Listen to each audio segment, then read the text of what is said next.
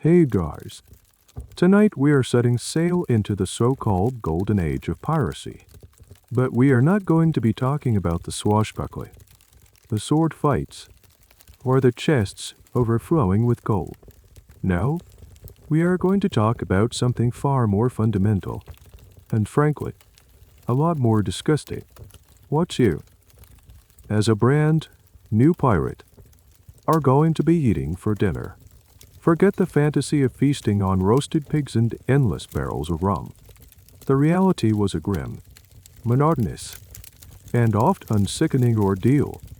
Honestly, the real treasure on a pirate ship was not gold. It was probably a lemon. So, before you get comfortable, take a moment to like the video and subscribe. But only if you genuinely enjoy what I do here. Your support truly means the world. And while you are at it, let me know in the comments what city you are listening from, and what time it is for you. I love seeing how far these stories travel. Now, dim the lights. Maybe turn on a fan for that soft background hum. And let's ease into tonight's journey together. The year is somewhere around 1716. The air in this port town is thick and heavy, a soupy mixture of salt, rotting fish, coal smoke, and cheap ale. You are standing in the mud-caked street. Your shoes, if you can call them that, soaked through. Life on land is, well, it is a grind. You work from sunup to sundown for pennies, loading and unloading cargo for wealthy merchants who would not spit on you if you were on fire. The future looks like an endless stretch of the same thing. Back-breaking labor, a leaky roof over your head, and a constant, gnawing hunger. But then you see them, sauntering out of a tavern, laughing loudly. They are not dressed like you. Their clothes are a chaotic mix of stolen finery. A silk waistcoat here, a plumed hat there. One of them has silver buckles on his shoes. Real silver. They spend coin like it is water, buying rounds for the entire tavern. Their voices full of stories from distant, sun-drenched islands. They are pirates, and they are looking for new recruits. The promise they whisper is not just about gold. It is about freedom. A merry life and a short one is their motto. No more bowing to bosses or aristocrats. On their ship, they say, the crew votes. The captain is elected. Everyone gets an equal share. It is a siren song. And compared to the bleak drone of your current life, it sounds like the most beautiful music you have ever heard. You make your decision in a heartbeat. Anything is better than this. You follow them back toward the docks, your heart pounding with a mixture of fear and exhilaration. The ship itself is not as grand as you imagine. It is smaller, weathered, and it has a particular aroma. But it is your ticket out, before you are allowed to haul your meager possessions aboard.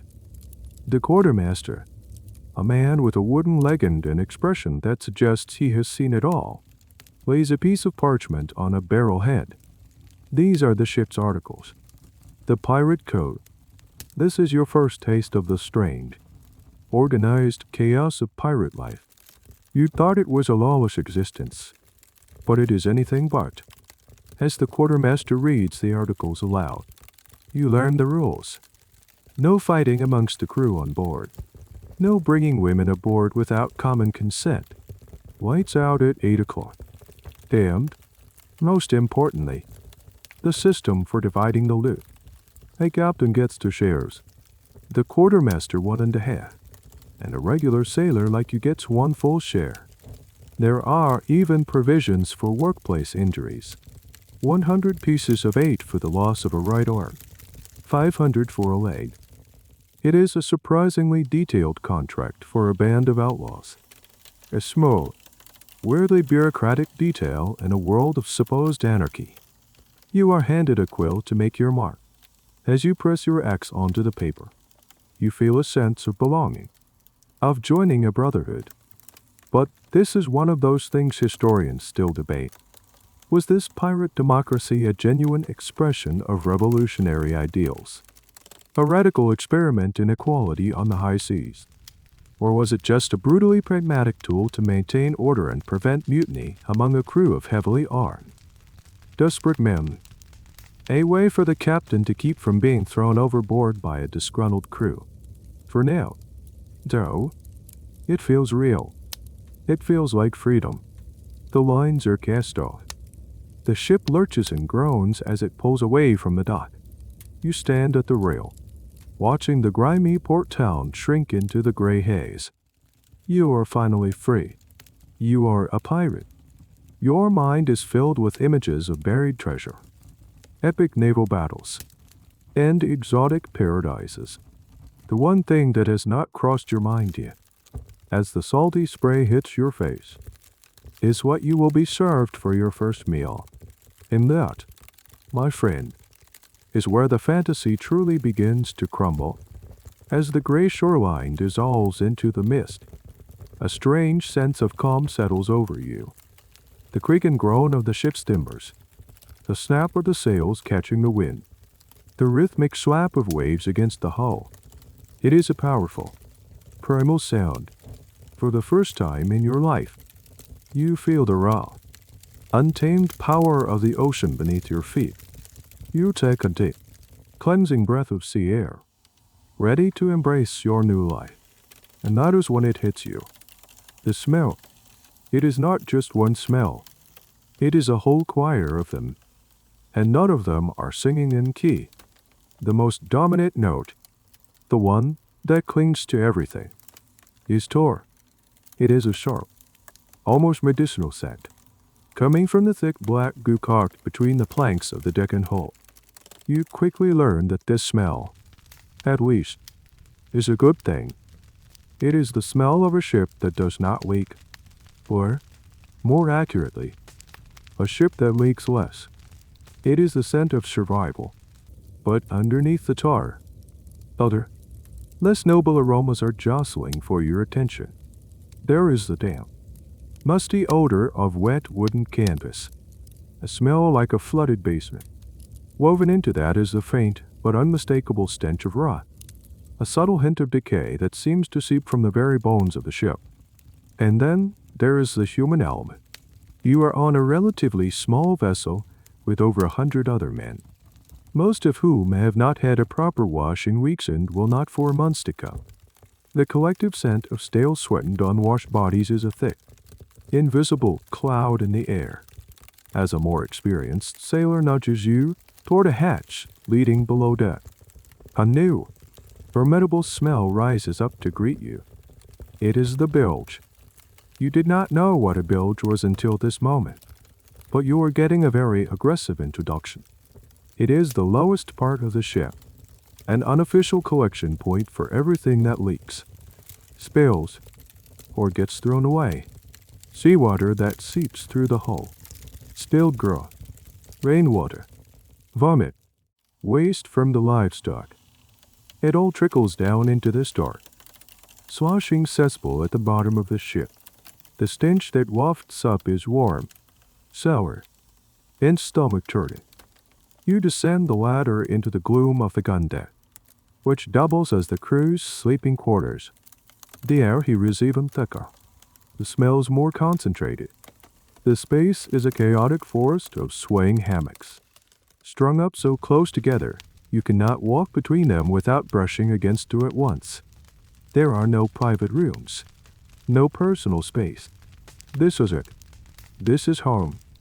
You are shown your hammock, a simple strip of canvas, as you sit in it, feeling the gentle sway of the ship. You notice small details. The ceiling above you is low and dark. You can hear the constant drip of water somewhere nearby. You also hear the soft clucking of chickens and the occasional bleat of a goat, housed in pens somewhere on the ship. These animals are your future fresh meals. But for now, they are just another contributor to the ship's unique and potent perfume. This is one of those small, often overlooked facts of life at sea. Pirate ships were floating farmyards. complete with the accompanying smells and mess. A group of men are taking turns at a crude, deck-breaking pump, with each rhythmic heave. A gush of foul, black water spews from a pipe and runs across the deck into a scupper, eventually draining back into the sea. This, you learn, is the daily, endless task of working the bilge pump. If they stop, the ship slowly fills with its own filth and sinks, lying in your hammock. You wonder how anyone could ever get used to this. You cannot help but think about how our modern noses would react. We are so used to sterile, deodorized environments. But what was it like for them? This is a point of quiet debate among historians. Did people in the 18th century simply have a higher tolerance for these kinds of smells, having grown up in cities that were hardly models of sanitation? Or were they just as repulsed as we would be? Their lives simply a constant state of enduring the unavoidable? The answer is likely somewhere in the middle, a testament to human adaptability in the face of miserable conditions. They had no other choice. For now, you lie back, your head swimming from the motion in the overwhelming olfactory assault. The initial thrill of freedom is still there, but it is now accompanied by a heavy dose of reality. You try to block out the smells by focusing on the sounds, the creaking wood, the muffled shouts of the men on watch, the gentle sloshing of the bilge water below you. It is a strange and unsettling lullaby. You close your eyes, trying to imagine treasure in tropical islands, but all you can smell is tar, sweat, and decay. The adventure has begun, but it is nothing like the stories. A harsh bell clangs somewhere on the deck above, the sound cutting through the thick, smelly air around you. The groans of tired men are replaced by the rustle of bodies angling themselves from hammocks. It is the call for dinner. Your stomach, which has been performing nervous flips for the last few hours, gives a genuine rumble of hunger. On land, this time of day meant a meager portion of bread and maybe a thin soup. You are curious, and a little hopeful, about what your first meal as a free man will taste like. You follow the slow, shuffling line of sailors toward the back of the ship. The source of the smoke you smelled earlier becomes clear. It is coming from a galley, though calling it a galley or a kitchen feels incredibly generous. What you see is a small, brick-lined hearth built directly onto the deck, called a camboose. It is essentially a sandbox in a wooden box, designed to contain a small, open fire without, hopefully, setting the entire ship ablaze. Buckets of sand and water are piled all around it, a constant, nervous reminder that you are one stray ember away from a very bad day. Presiding over this fire hazard is a man who you assume is the cook. He has a wooden leg, propped up on a coil of rope, and a face that looks like it was carved from a piece of driftwood left out in the sun for 50 years. There is no white hat, no cheerful apron. His expression is one of permanent, low-grade annoyance. The look of a man who has heard every possible complaint is immune to all of them. This is your ship's cook, and you need to understand his role immediately. He is not a chef. He is not there to delight your palate. He is the guardian of the provisions, a combination of a quartermaster, a jailer, and a magician. His primary job is not culinary artistry. It is brutal, unforgiving mathematics. He knows exactly how many barrels of water, how many pounds of salted meat, and how many sacks of biscuits are on board. And he knows exactly how long they need to last. Your hunger is just a variable in his complex equation of survival. You learn that cooks were often older sailors, men who had sustained an injury, like the loss of a leg, that prevented them from the physically demanding work of climbing the rigging. Their experience at sea was valued, and the galley was seen as a less strenuous post. This is a fascinating bit of pirate practicality. A seasoned veteran was too valuable to just cast aside. They were given a new role, one that required a steady hand when the ship was not rolling, and a strong stomach. As you get closer, you see him stirring a massive iron pot that bubbles and steams over the fire. The pot itself is black with years of soot, and it is hung from a hook so it can swing with the motion of the ship, reducing the chances of its hot contents sloshing onto the deck. The man does not measure ingredients. He just sort of adds things. A scoop of something from a sack here, a chunk of something from a barrel there. It is less like cooking and more like an industrial process. Historians and archaeologists still argue about the true nature of a pirate cook's skill. Were they just unskilled laborers, doling out rations as they were? Or did they possess a secret knowledge of how to make barely edible foods slightly more palatable? Was there a special technique for boiling the salt out of meat, or a specific way to toast a moldy biscuit to kill the taste? Or was the most respected cooks simply the one who was most fair and stingy with the rations, ensuring no one starved before they reached the next port? The truth is, we do not really know. The reputation of your cook probably had more to do with his inventory management skills than his seasoning techniques. You finally reach the front of the line. The cook does not make eye contact. He grabs a rough wooden bowl from a stack, dips a ladle into the gurgling pot, and slops a helping of a thick, grayish stew into it. He shoves it into your hands without a word, his attention already on the next man in line. You stand there for a moment, holding your first pirate meal.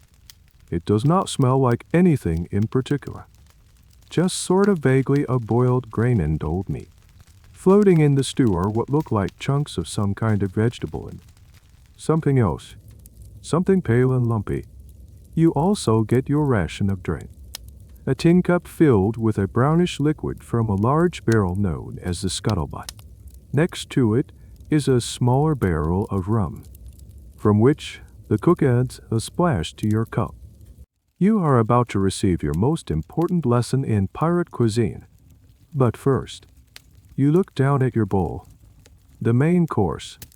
You turn to the man next to you, a grizzled sailor with a tapestry of faded tattoos on his arms, and you gesture at the lumpy things in your stew.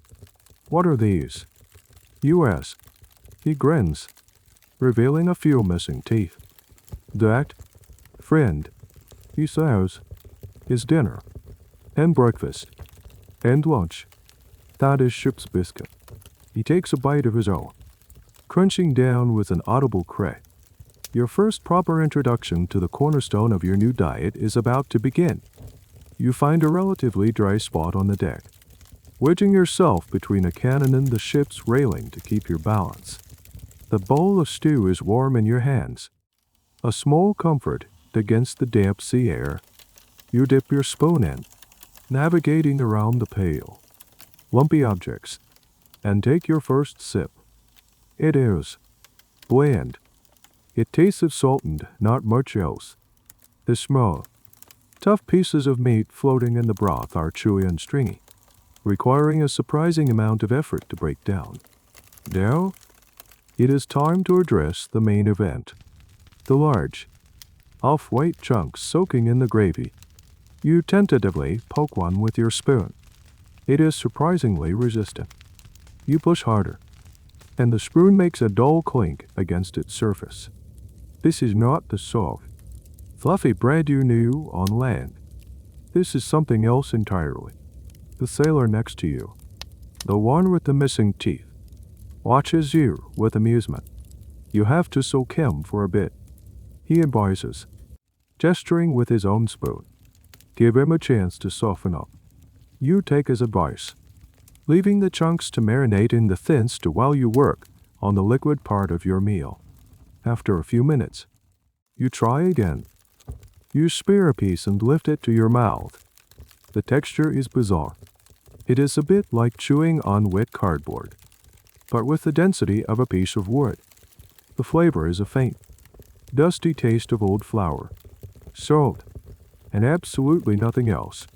Welcome to the world of hardtack, also known as ship's biscuit, sea bread, or, less charitably, molar breakers. This is your primary source of calories for the foreseeable future. Hardtack was the 18th century equivalent of an energy bar, engineered for maximum durability, not for pleasure. The recipe was brutally simple: flour, water, and maybe a bit of salt. That is it. No yeast, no oil, no sugar. The dough was mixed into a stiff paste, shaped into thick, round or square biscuits, and then baked multiple times at a low temperature until every last molecule of moisture had been driven out. The result was a cracker, so hardened, so dry, that it was virtually indestructible. A properly made batch of hardtack could last for years, which was precisely the point. It was a military and naval innovation, a foodstuff that would not spoil on long voyages where fresh provisions were impossible. Civil War soldiers were still eating it more than a century later. There are even tales of hardtack biscuits from that era being used as picture frames. They were so durable. That is a fun, little-known fact. The longevity that made it perfect for sea voyages also made it a surprisingly resilient historical artifact. Some museums have samples that are over 150 years old and still look, well, exactly like a piece of hardtack. You crunch down on another piece, and your jaw aches in protest. You can feel why they call it a molar breaker. Eating it dry is almost impossible without risking a cracked tooth. That is why it is almost always served in stew, or soaked in grog, coffee, or whatever liquid is available. The sailors would let it absorb moisture until it reached a consistency that would not shatter their dental work. The process of making hardtack was also heavily regulated, at least in the official navies. There were government bakeries dedicated to its production. This, however, is a pirate ship. The hardtack in your bowl was likely liberated from another vessel, and its quality is a total mystery. It could be a few months old, or it could be a few years old. As you sit there, methodically chewing your way through the bland, concrete-like biscuit, you start to understand the grim reality of this life. The dream of freedom and adventure did not include a detailed description of the menu. This food is not meant to be enjoyed. It is fuel, and nothing more. It is designed to keep a body functioning, to provide the raw energy needed to haul ropes and swab decks. This brings us to one of those questions that food historians ponder. Did anyone, anywhere, at any time, actually like hardtack? Was there some forgotten sailor who genuinely enjoyed the simple, dusty taste and the jaw-breaking texture? Or was it universally despised as a necessary evil? Well, it is impossible to know for sure. The sheer number of derogatory nicknames it earned over the centuries strongly suggests the latter. It was tolerated. It was endured. But it was almost certainly never loved.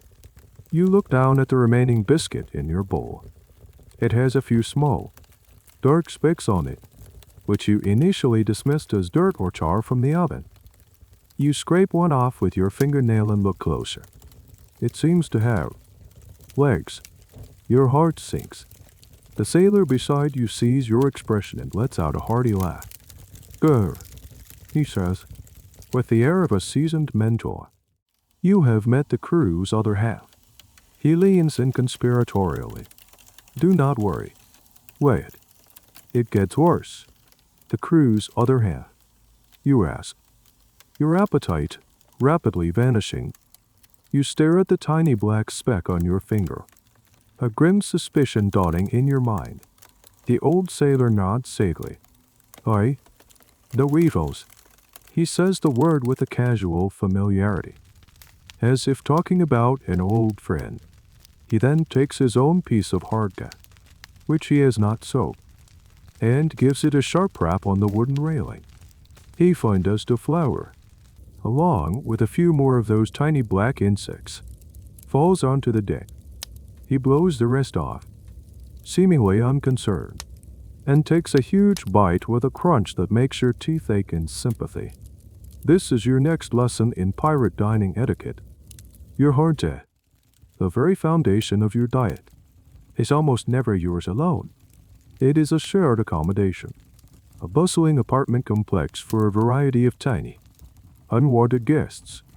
The most common of these are flour weevils. These little beetles lay their eggs in flour and grain, and their larvae, tiny, pale maggots, hatch and eat their way through their starchy home. The sacks of flour used to make the hardtack were often already infested. The baking process might kill many of them, but not all of the eggs. And in the dark, damp, and poorly ventilated hold of a ship, any surviving weevils would find a paradise. You look down at your stew with a new sense of horror. The biscuit is pockmarked with little tunnels and holes. It is not just a biscuit anymore. It is a condominium. The thought of how many larvae might be stewing in your bowl, now plump and boiled, is enough to make you want to throw the whole thing overboard. The sailor sees the green tint in your face and claps you on the shoulder. He offers you a piece of hard-won wisdom, passed down through generations of seafaring men. 2 ways to deal with it. Wait, he says, holding up 2 fingers. First, you do what I just did. Bang it on the table. Knock the little boogers out.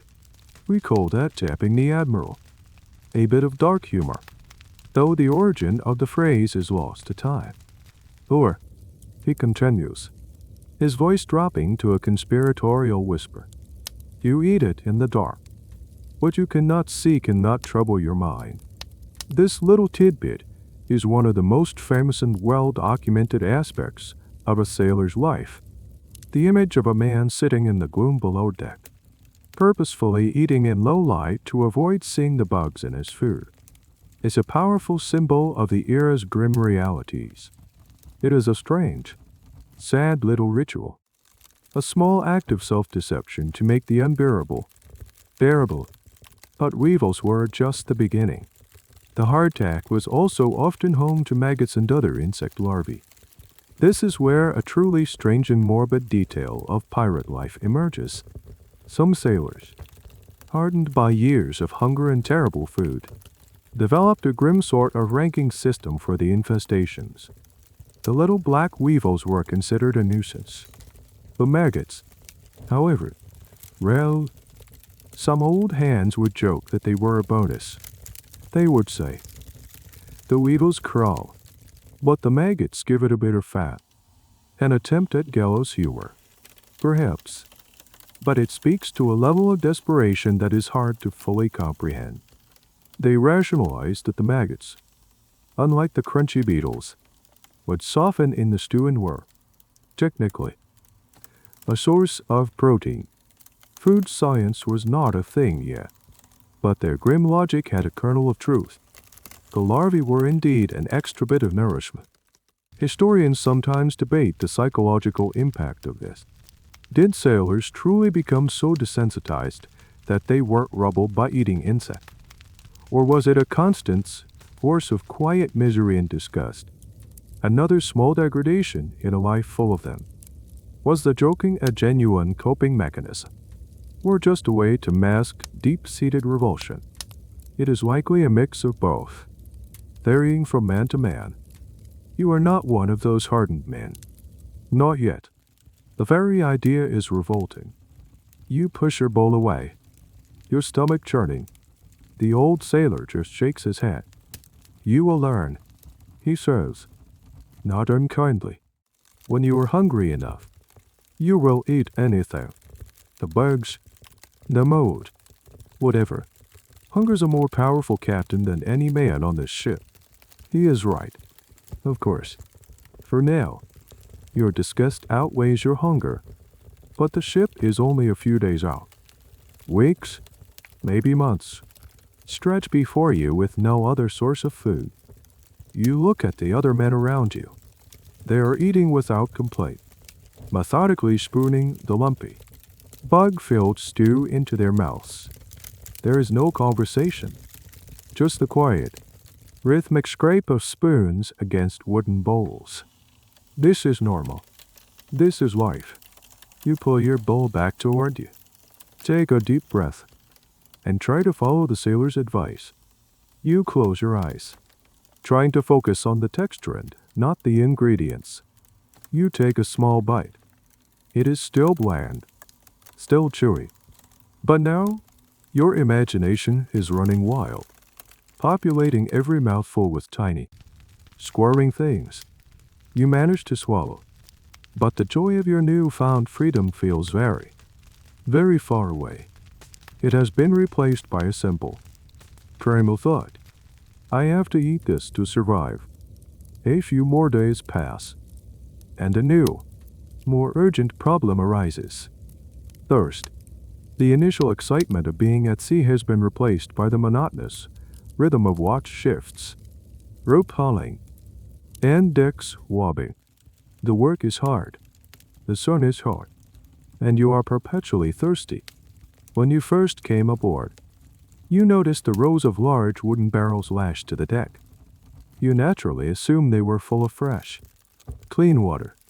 On your first day, a sailor would dip a communal ladle into the scuttlebutt, a specific barrel designated for daily drinking, and you would get a cup of reasonably fresh water. It had a slightly woody taste from the barrel, but it was wet and it quenched your thirst. But now, not even a week into the voyage, the water has changed. You go for your daily ration, and as the tin cup is filled, you notice the water is not clear anymore. It has a faint, greenish-yellow tinge, and there is a smell, a stagnant, swampy smell, like a pond that has not seen fresh rain in a year. You take a tentative sip. The taste is foul. It is slimy, thick, and leaves a slight, unpleasant film on your tongue and teeth. Floating in the cup are little strands of what looks like green algae. This is your introduction to one of the greatest challenges of the age of sail, keeping water fresh. Wooden barrels were not the perfectly sealed, sterile containers we think of today. They were porous. The wood itself would harbor bacteria.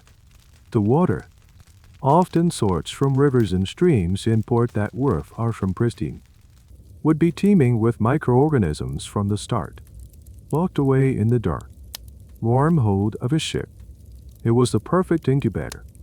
Algae, bacteria, and all sorts of invisible life would bloom, turning the precious freshwater supply into a putrid, undrinkable sludge. An older sailor, seeing your hesitation, grunts. Best to hold your nose and get it out, he advises. It only gets worse from here. And he is right. As the weeks drag on, the water becomes increasingly foul. It gets thicker, darker, and the smell becomes so potent that you can hardly bring the cup to your lips without gagging.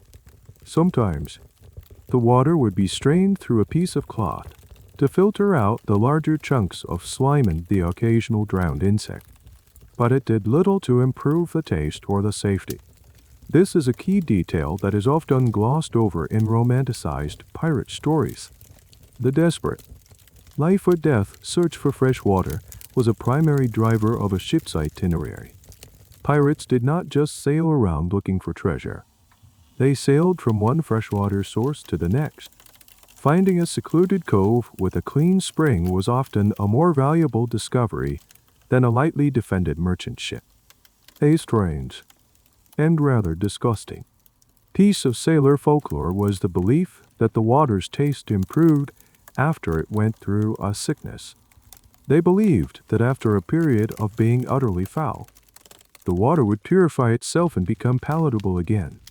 There is, of course, no scientific basis for this. It was likely just a combination of wishful thinking and their palates becoming so beaten down by the horrible taste that any slight change felt like an improvement. It is a sad testament to how they tried to make sense of and find hope in their miserable conditions. The safety of this water is a huge question, and one that historians and epidemiologists continue to explore. How many sailors fell ill not from scurvy or battle, but from dysentery, cholera, or other waterborne diseases contracted from these foul barrels? It is impossible to know the exact numbers, but it is certain that the ship's water supply was a constant source of low-grade illness, sapping the crew's strength and contributing to the overall misery. A healthy immune system was probably a pirate's most valuable asset. You force yourself to swallow the slimy water, trying not to think about what you are ingesting. Your body craves the hydration, but your mind rebels against the source. Every sip feels like a gamble. You see some of the more experienced sailors doing something different. They take their ration of water, but then they line up at another barrel, one the cook keeps a close eye on. This is the rum barrel. The cook, with the diligence of an apothecary, doles out a carefully measured portion of rum into each man's cup of foul water. The mixture is then stirred, creating a new concoction. The sharp, alcoholic smell of the rum cuts through the swampy stench of the water. You watch as men who were grimacing at their water now drink their new mixture with something approaching contentment. You realize that this is not about getting drunk. This is about survival. This is your first true introduction to the most famous of all pirate drinks. It is time for you to learn about grog. You get back and lie, your cup of slimy, green-tinged water in hand, and present it to the cook. He glances at you, then at the rum barrel, and with a practiced motion, turns a small spigot. A splash of dark, amber liquid pours into your cup. The transformation is immediate. The sharp, sweet, and slightly smoky smell of the rum overwhelms the pond-scum aroma of the water. You retreat to your spot by the railing and stare at the concoction. This is grog, and it is not at all what you thought it was. You had heard tales of pirates swigging rum straight from the bottle, of drunken brawls and sea shanties sung in a stupor. But this is different. This is a calculated, measured out. You take a sip. The harshness of the alcohol burns your throat for a second, but it is quickly followed by a wave of warmth. More importantly, it masks the foul taste of the water. The slimy texture is still there, but the rum's potent flavor bulldozes over the swampy notes, making the whole thing much easier to swallow. It is not delicious, not by a long shot, but it is a profound improvement. It makes the undrinkable drinkable, and that is the fundamental truth of grog. Its invention and popularity were not born from a desire for constant celebration, but from a desperate need to solve the water problem.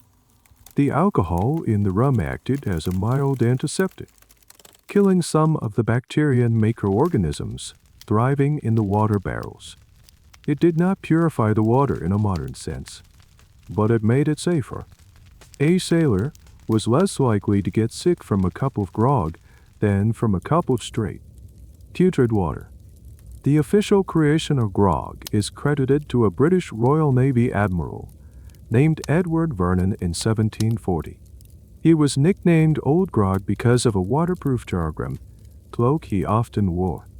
He ordered the sailors' daily rum ration be diluted with water to cut down on drunkenness and disciplinary problems. The sailors, in turn, named the new drink grog in his honor, or perhaps in his dishonor. But here's a little-known fact that complicates the story. Pirates and other sailors were almost certainly mixing their rum with water long before Admiral Vernon made it official policy. It was just common sense. When your water tastes like a dirty aquarium, you will do anything to make it palatable. Pirates, not being bound by naval regulations, could mix their drinks as strong or as weak as their supplies and the quartermaster allowed. The official invention of grog was more about standardizing a pre-existing practice for the purposes of military discipline. So, the image of a pirate constantly drunk on rum is largely a myth. A perpetually intoxicated crew is an incompetent, undangerous one. A ship cannot be sailed, a cannon cannot be aimed, and a lookout cannot spot a prize on the horizon if everyone is stumbling around in a fog. The daily rum ration, mixed into grog, was enough to provide a small morale boost and make the water drinkable, but it was carefully controlled to keep the crew functional. Drunkenness was generally reserved for time in port, after the loot had been divided. Of course, the exact recipe for grog is a subject of historical debate. Was it a strict ratio, or did it depend on the cook's mood and the state of the water? Later, the Royal Navy would add lime or lemon juice to the mix, a practice that famously helped combat scurvy. Pirates, however, probably did not have a reliable supply of citrus. Their grog was likely the simple, two-ingredient version: bad water and drum. Some accounts mention adding sugar or cinnamon if they were available, turning it into a slightly more complex drink. But those were luxuries. As you finish your cup, you feel a pleasant warmth spreading through your chest. The world seems a little less grim. The ship's constant trucking feels a bit more gentle. The food you ate earlier seems less disgusting in retrospect. This is the other function of grog, a psychological bump. It took the sharp edges off a harsh, uncomfortable existence.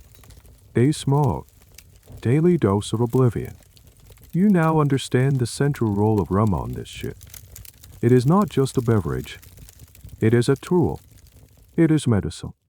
It is a disinfectant. And it is a morale booster all rolled into one. The massive barrels of rum in the hold are as crucial to the voyage as the sails or the rudder. They are a strategic resource, guarded as fiercely as any treasure chest. And as you feel the gentle buzz, you realize you are already looking forward to tomorrow's ration. It is the only part of the daily routine that offers any semblance of comfort or relief. After a few weeks at sea, you have settled into a grim routine.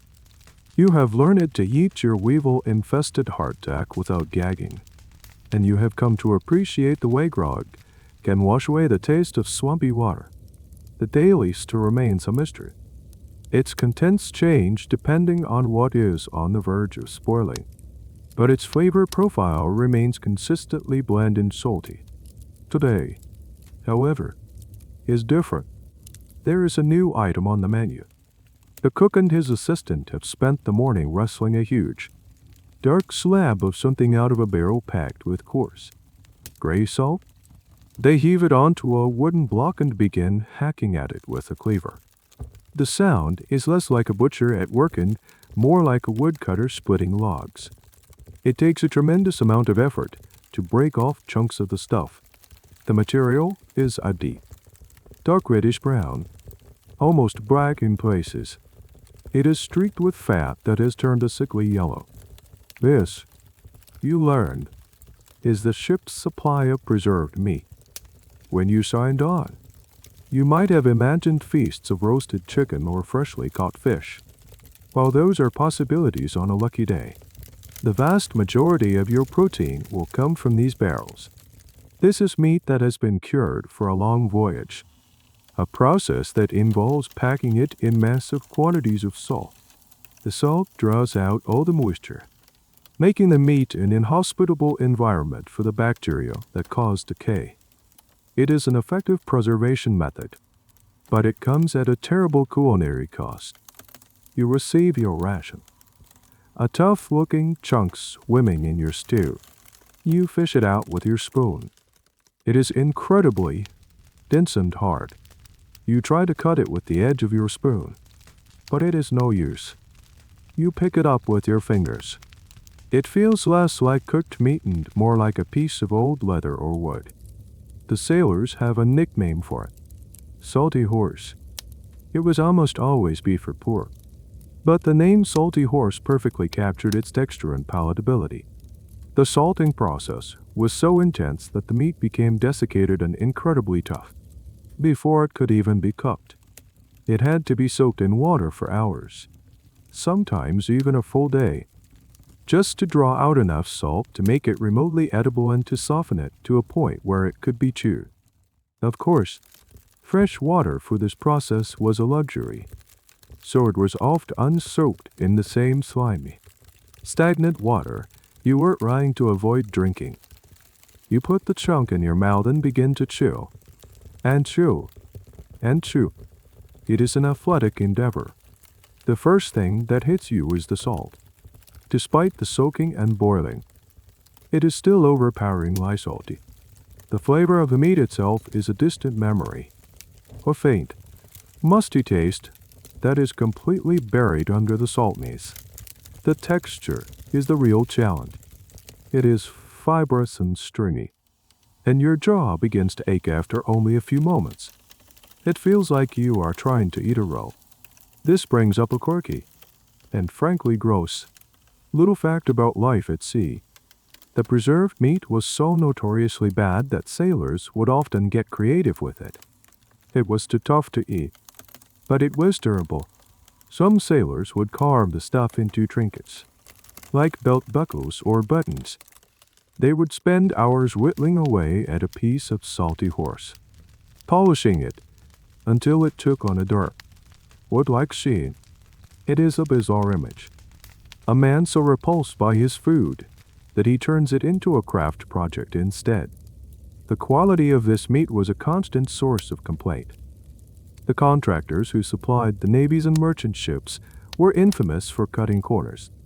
They would use the oldest, toughest, and cheapest cuts of meat. Sometimes, the meat was already beginning to spoil before it was salted. The barrels would be stamped with the date of preservation, but it was a common trick for suppliers to just stamp a new date on an old barrel. The sailors would joke that they were eating meat that was older than they were. Historians are still debating the true origin of some of this meat. While it was supposed to be beef in part, the salty horse nickname was not always a joke. In times of scarcity and war, unscrupulous suppliers were not above using whatever meat they could get their hands on, and that sometimes included animals that were not traditionally on the menu. Was your piece of salty meat truly from a cow, or was it something else entirely? The sailors themselves weren't ever quite sure, and the uncertainty was just another part of the miserable dining experience. You finally manage to swallow your first bite after what feels like 5 minutes of vigorous chewing. You look at the rest of the chunk in your bowl with a sense of dread. This is your main source of protein. This is what is supposed to give you the strength to climb 100 feet of rigging in a storm. You see an older sailor take his piece and start shredding it with his knife, cutting it into tiny, hair-like fibers that he then mashes into his hardtack. It is a survival technique. You realize that you are not just eating anymore. You are developing strategies. You are learning to process and break down your food before it even enters your mouth. It is a saddened, wearying realization. The adventure of being a pirate has been reduced to a daily battle with your own dinner plate. As the voyage stretches on, the distinct meals of breakfast, lunch, and dinner begin to blur into one long, continuous process of consumption. Central to this process is the ever-present, bubbling cauldron in the galley, the great iron pot. You have noticed that the pot is never empty. After a meal is served, the cook does not scrub it clean. He simply adds more water, more ingredients, and lets it continue to simmer over the Cambo's low flame. The leftovers from yesterday's to become the base for today's. A handful of peas, a new chunk of salty horse, another round of broken up hardtack. It all goes into the pot. This is the perpetual stew, also known in some circles as hunter's pot or everlasting soup. It is a culinary concept that has existed for centuries in various cultures, born out of poverty and the need to waste nothing. On a pirate ship, it was a model of grim efficiency. The concept is simple. A large pot is kept simmering over a heats or indefinitely, as stew is ladled out. New ingredients and water are added. The broth slowly evolves, its flavor a complex, ever-changing amalgamation of everything that has ever been thrown into it. In theory, a perpetual stew could be maintained for months, or even years, as long as the fire never went out. On your ship, this pot has become the heart of the galley. It is the final resting place for every edible scrap, any remaining bits of salted meat, any hardtack that has become too riddled with weevils to be served whole, any fish caught that was not eaten fresh, any crumb of cheese or dusting of spice. It all finds its way into the bubbling mixture. The taste of the stew is, therefore, completely unpredictable. One day it might have a faint, fishy undertone from a bonito caught the day before. The next, it might be overwhelmingly salty from a fresh infusion of salty horse. The only constant is its texture, a thick, gray sludge, punctuated by the spongy lumps of reconstituted biscuit and the stringy fibers of ancient meat. This method of cooking leads to a rather bizarre and unappetizing phenomenon. The food at the top of the pot is the newest, while the ingredients that sink to the bottom might have been simmering for days, or even weeks. They become cooked down to a unit infightable, pulpy mess, their individual flavors and textures completely surrendered to the collective whole. Every ladle left you out is a lottery. You might get a relatively fresh piece of something, or you might get a spoonful of primordial ooze that has been stewing since you left port. This is one of those wonderfully strange and obscure facts of historical cooking. While the perpetual stew sounds disgusting to us, it was, in a way, a clever solution. The constant simmering would have killed most harmful bacteria, potentially making it safer than other methods of food preparation on a filthy ship. The high salt content from the preserved meat would have also acted as a continuous preservative. It was a self-sterilizing, self-preserving, all-in-one meal system. However, the nutritional value of such a stew is something historians and nutritionists still puzzle over. Did the endless boiling destroy all the vitamins in the ingredients? Or did it, perhaps, make some nutrients more available by breaking down the tough fibers of the meat and vegetables? Was it a nutritionally bankrupt slurry, or a surprisingly effective, if unappetizing, way to extract every last calorie from the ship's limited provisions? The scientific answer is unclear. But for you, the sailor, the practical answer is that it fills your belly and keeps you going. You sit with your bowl, contemplating the gray mush. You could not identify a single thing in it. It is a homogeneous substance, the ghost of a dozen different meals all haunting the same bowl. You have stopped trying to figure out what you are eating. It is just the stew. It is the taste of monotony. The old sailor next to you scrapes his bowl clean with a piece of hardtack, a practiced motion to ensure not a single calorie is wasted. He catches you staring at the pot. She is the truest soul on this ship, he says, nodding toward the gurgling cauldron. Always there for you. Never changes, but always different. It is a strange, poetic tribute to a pot of slop. It makes you realize that the crew has developed a relationship with this stew. It is a constant, a focal point of their day. They complain about it, they joke about it, but they rely on it. It is the one predictable thing in a life of chaos and uncertainty. You dip your spoon in. It tastes exactly like yesterday. And you know, with a sinking feeling, that it will taste the same tomorrow.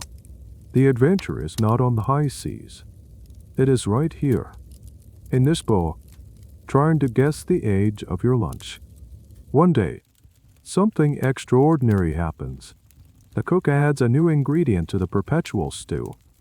It is not more salty horse or weevil biscuit. It is a dark, granular powder. He sprinkles a small, carefully measured amount into the enormous pot. And as he stirs, a new aroma cuts through the usual scent of stale meat and boiled flour. It is sharp, earthy, and exotic. It is the smell of pepper. For the first time in weeks, the stew has a discernible, deliberate flavor. The sharp bite of the pepper on your tongue is a revelation. It does not just add its own taste.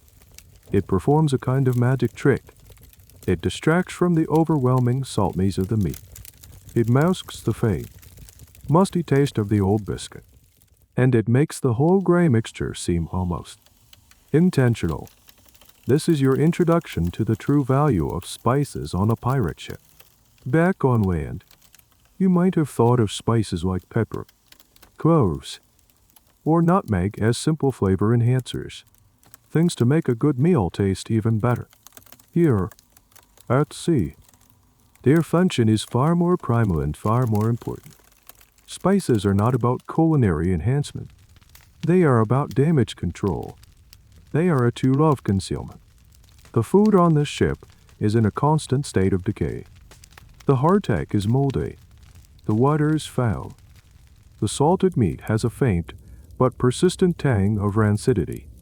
And the small amount of cheese or butter brought on board went bad weeks ago. The primary role of a powerful spice like pepper or chili was to slap a mask on this corruption. A strong, pungent flavor could overpower the taste of food that was beginning to spoil, allowing the crew to eat things that their senses would otherwise reject.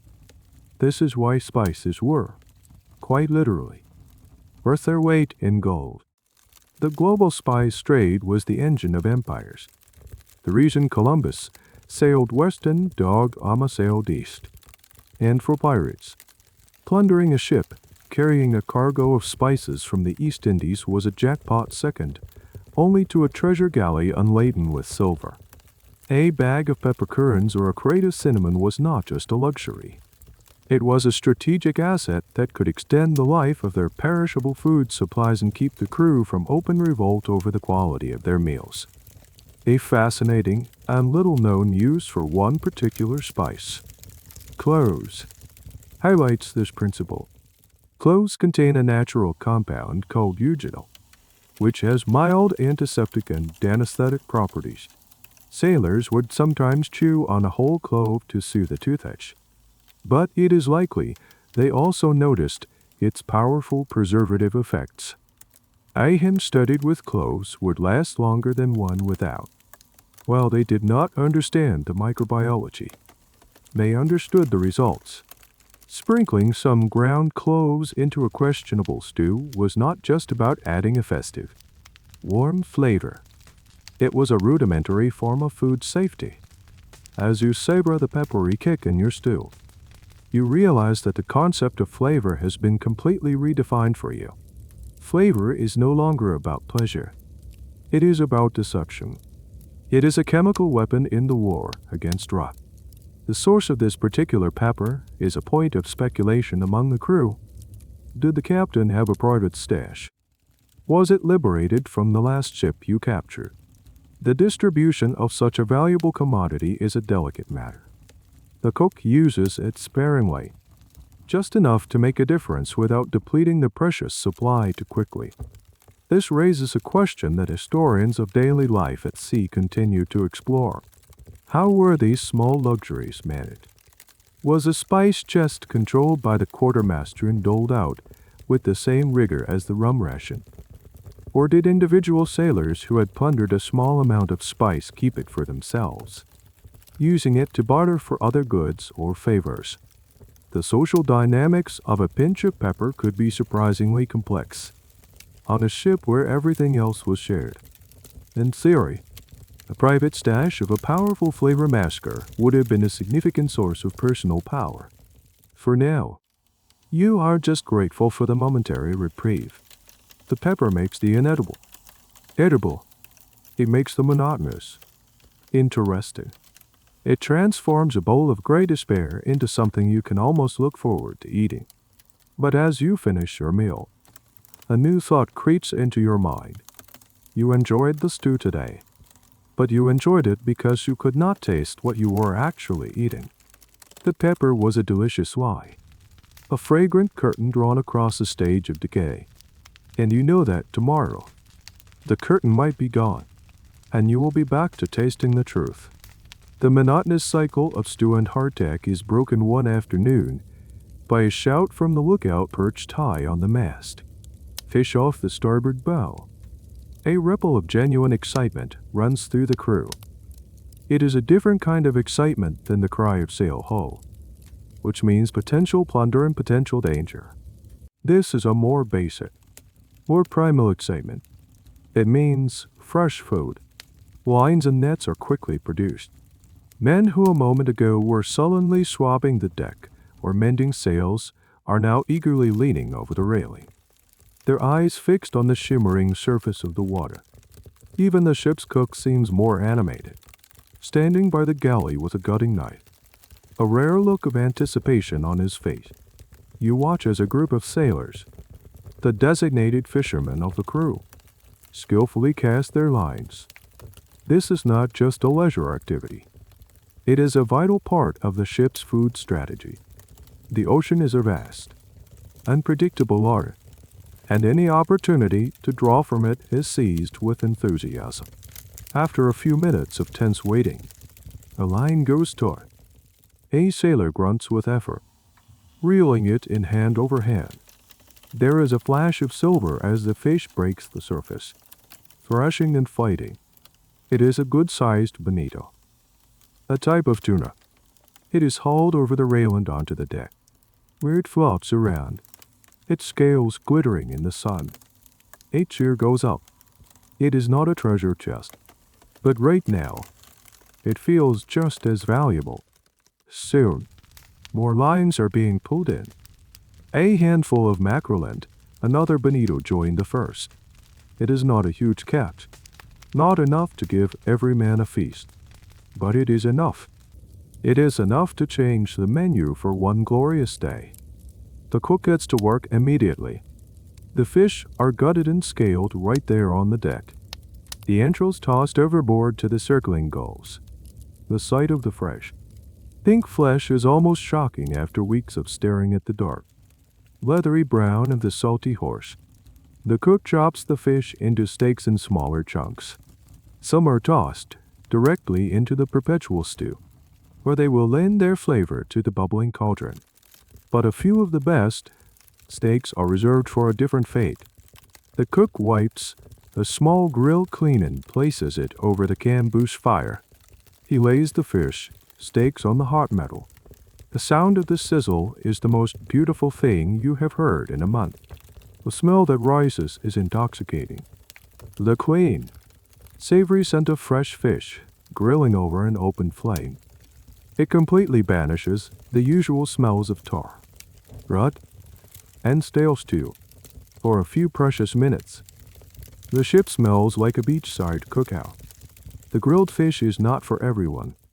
It is a small catch, and such delicacies are often reserved for the captain and his officers. This is an unwritten rule, a small perk of leadership. This quiet food hierarchy is a constant source of low-level grumbling among the crew. It is one of those points that historians debate. Did the much-vaunted pirate democracy extend to the dinner plate? While the articles guaranteed an equal share of loot, they were often silent on the division of daily rations. The captain who shared his fresh fish with the crew was likely a far more popular captain than the one who kept it for himself. Today, however, is a lucky day. The catch is just large enough that a few extra pieces are grilled. They are chopped up and distributed. A small morsel for each man as a special treat before the main meal of fish-infused stew. You get your piece on the end of a knife. It is only a single bite, but you savor it. The flesh is flaky and moist. The taste is clean. slightly smoky from the fire, and wonderfully, blessedly free of overpowering salt or the musty flavor of decay. It is the taste of something real and fresh, and the contrast with your normal diet is so profound it almost makes you dizzy. This small taste of fresh food does more for her than a dozen speeches from the captain. Men are smiling, talking, their spirits visibly lifted. It is a reminder of what food is supposed to be. This reliance on fishing also came with its own set of little-known challenges. Certain tropical fish, like barracuda or ambre, can be dangerous to eat due to a toxin called chiguadera. The fish ingest a type of algae from coral reefs, and the toxin accumulates in their flesh. It is colorless, odorless, and is not destroyed by cooking. Eating a contaminated fish can cause severe neurological symptoms. Pirates and sailors had no way of knowing which fish were safe. They often relied on folklore and superstition, like the belief that a silver coin would tarnish if cooked with a poisonous fish, which is not true. Every fishing attempt in tropical waters was a small gamble, a game of reef roulette. You finish your portion of the stew, which is now vastly improved by the chunks of fresh bonito. It is the best meal you have had since you left port. But it is a double-edged sword. The glorious taste of the fresh fish serves as a stark, painful reminder of how truly awful your daily food is.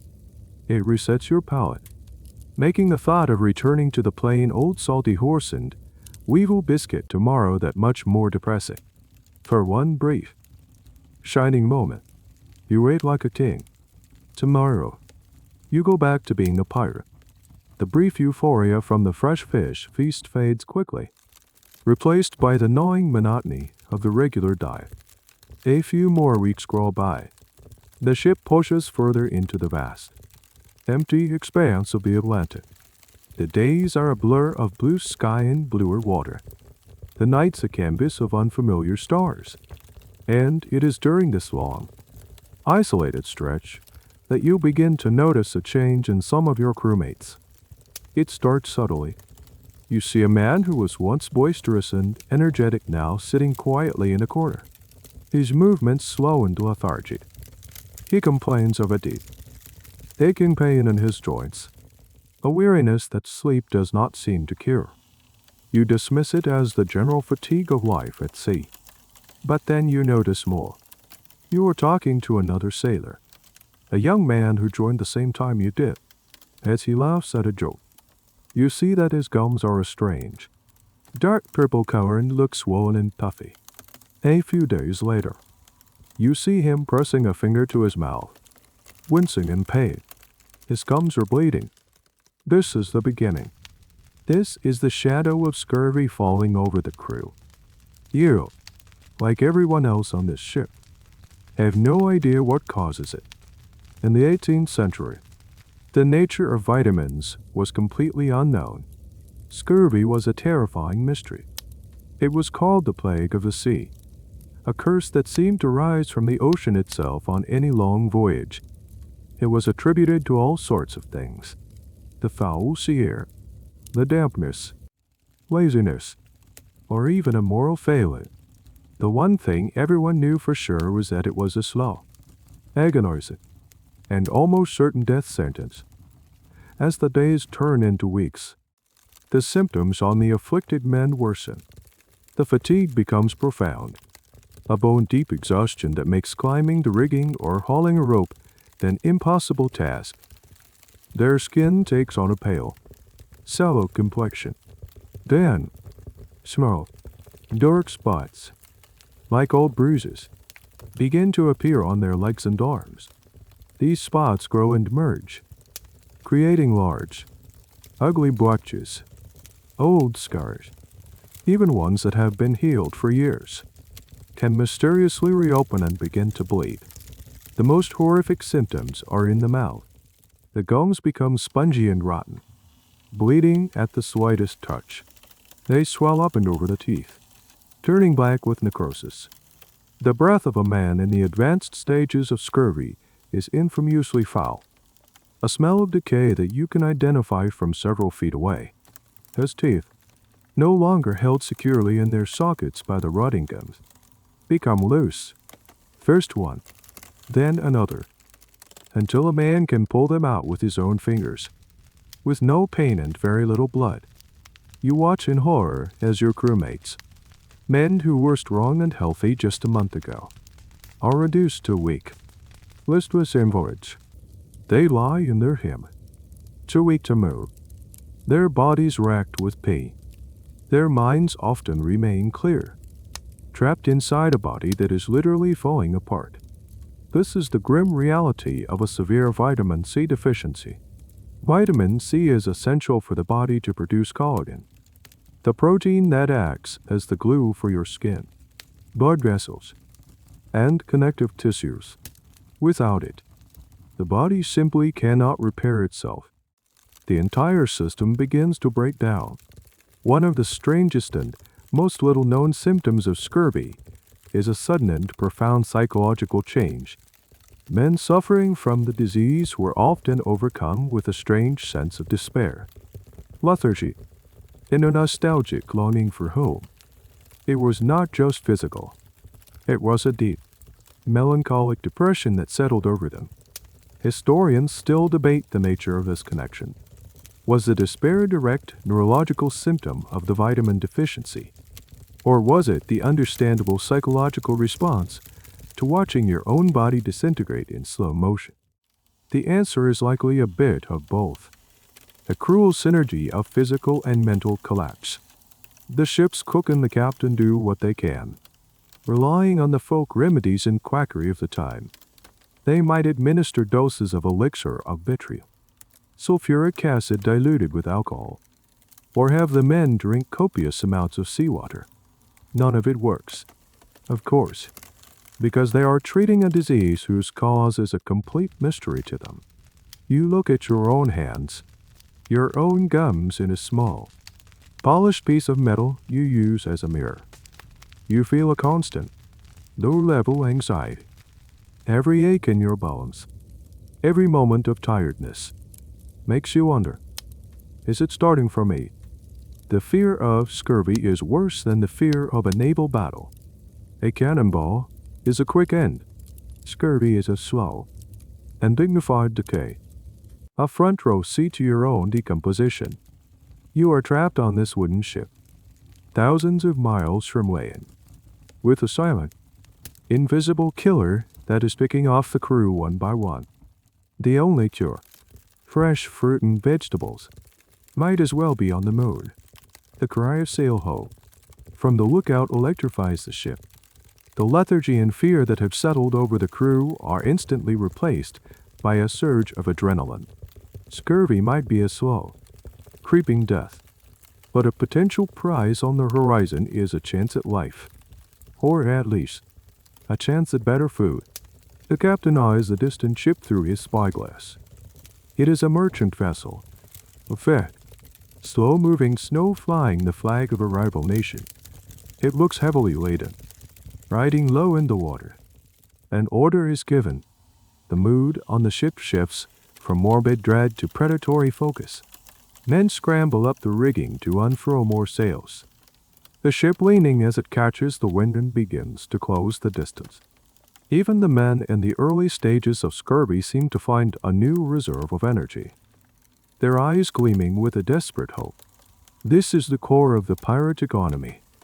You are not just hunting for gold and silver. You are hunting for everything: rope, sails, timber, weapons, tools, and most importantly, provisions. As your ship, faster and more maneuverable, gains on the merchantman, the preparations for battle begin. The cannons are run out, the decks are cleared, and the men are issued weapons. But you notice something interesting. A small, specialized group of men, armed with axes and grappling hooks, are gathering at the rail. Their eyes are not on the merchant ship's cannons. They are on its galley chimney, from which a thin plume of smoke is rising. They are thinking about the chase hens, as it often does, with the merchant captain wisely choosing to surrender rather than fight a hopeless battle against a heavily armed pirate vessel. The moment the ships are lashed together, the boarding party swarms across. There is shouting on the bit of chaos, but the merchant crew, hopelessly outnumbered, quickly lays down their arms. And then the real plunder begins, while the captain and the quartermaster head for the captain's cabin to find the ship's log and any valuables. The rest of the crew has a different priority. They do not swarm the cargo hold first. They swarm the galley and the food stores. It is a frantic, desperate scene. Your crewmates, wild-eyed with hunger, descend into the merchant ship's storerooms like a pack of wolves. They are tearing open crates, hacking into barrels, their hands grabbing at anything that looks edible. The disciplined order of your own ship's rations dissolves into a free-for-all. You follow them down into the hold. The air here smells different. It smells better. The merchant ship was only a few weeks out from port, and its provisions are still relatively fresh. You see men stuffing their faces with fistfuls of cheese that has not yet turned to rock. Another has found a barrel of apples and is biting into one with a crunch that echoes in the cramped space, juice running down his chin. It is the first piece of fresh fruit you have seen in months. This is a fascinating and often overlooked detail of a pirate trade. The immediate target was often the pantry. Gold is abstract, but a round of good cheese is a concrete, immediate reward. The value of the plunder was assessed in terms of survival first, and wealth second. You find a sack of onions and grab a few, stuffing them into your shirt. You find a small cask of butter that is still sweetened creamy, not yet a rancid, oily mess. These are treasures. These are worth more than any piece of eight right now. You see a man weeping with joy as he gnaws on a piece of dried fruit. The most prized discoveries are the live animals. The merchant ship has a coop with a dozen chickens and a pen with a small, fat pig. The animals are quickly seized, their squawks and squeals adding to the chaotic symphony of the raid. They represent fresh meat, a true feast that will break the tyranny of salty horse. There is a debate among historians about how this food plunder was distributed. Did the pirate code of equal shares apply to a stolen wheel of cheese or a side of bacon? Or was it a finder's keeper's situation, where the fastest and most aggressive pirates got the best food? It likely varied from ship to ship, a test of the captain's authority and the crew's cohesion. On your ship, it seems to be a bit of both. A frantic grab followed by a more orderly division of the major finds, overseen by the quartermaster to prevent fights. You watch as some of the men who are sick with scurvy are brought over. They are given the precious apples and onions. They chew them slowly, painfully. Their rotten gums bleeding, but with a desperate understanding that this is their only medicine. They do not know it is the vitamin C, but they know from bitter experience that fresh produce can halt the disease's deadly march.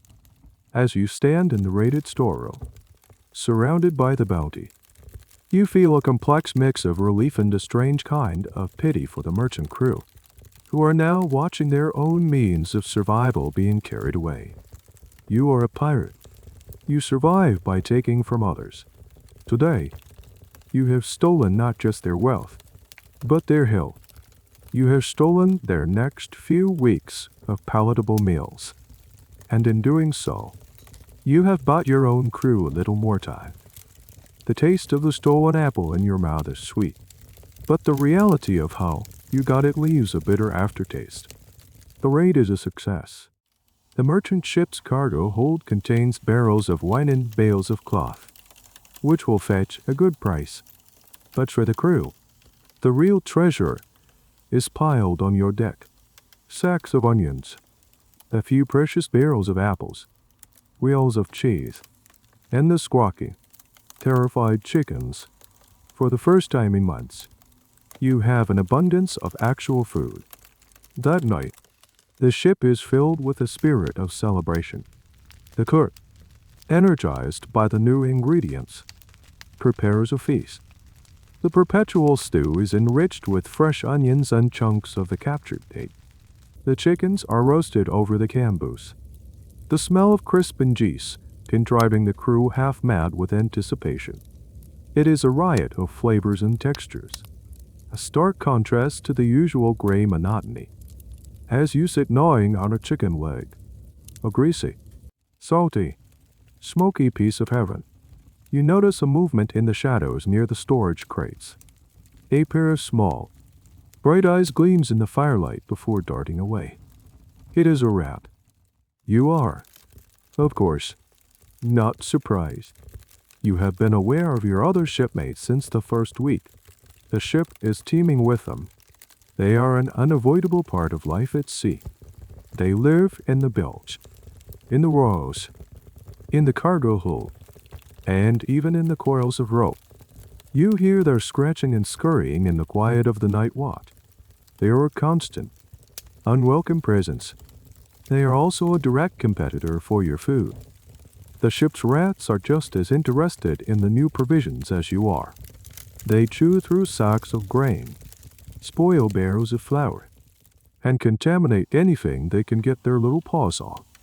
The ship's cat, a mangy creature named Topsail, wages a constant, but ultimately losing, war against it.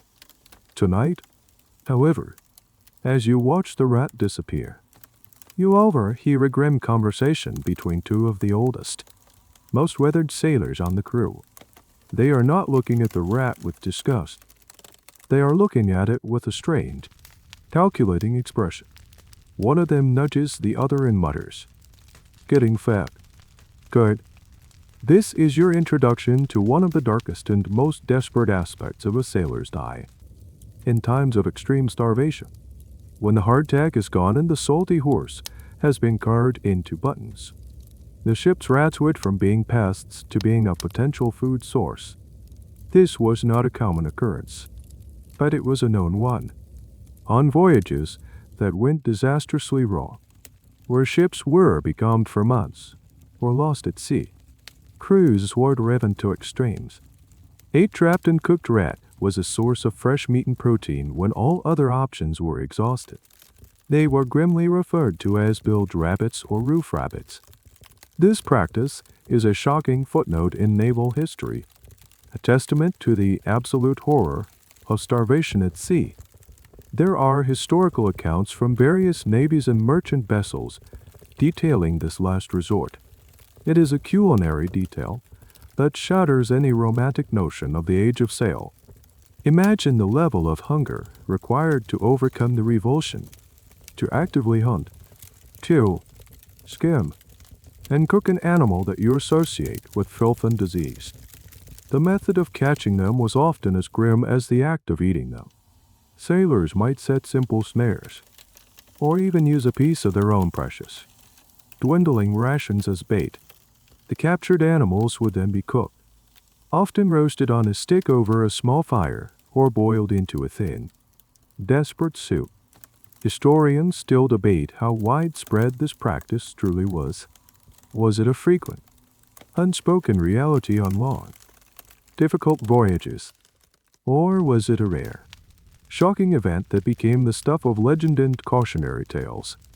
The evidence is sparse, often coming from the harrowing journals of shipwreck survivors or court-martial records.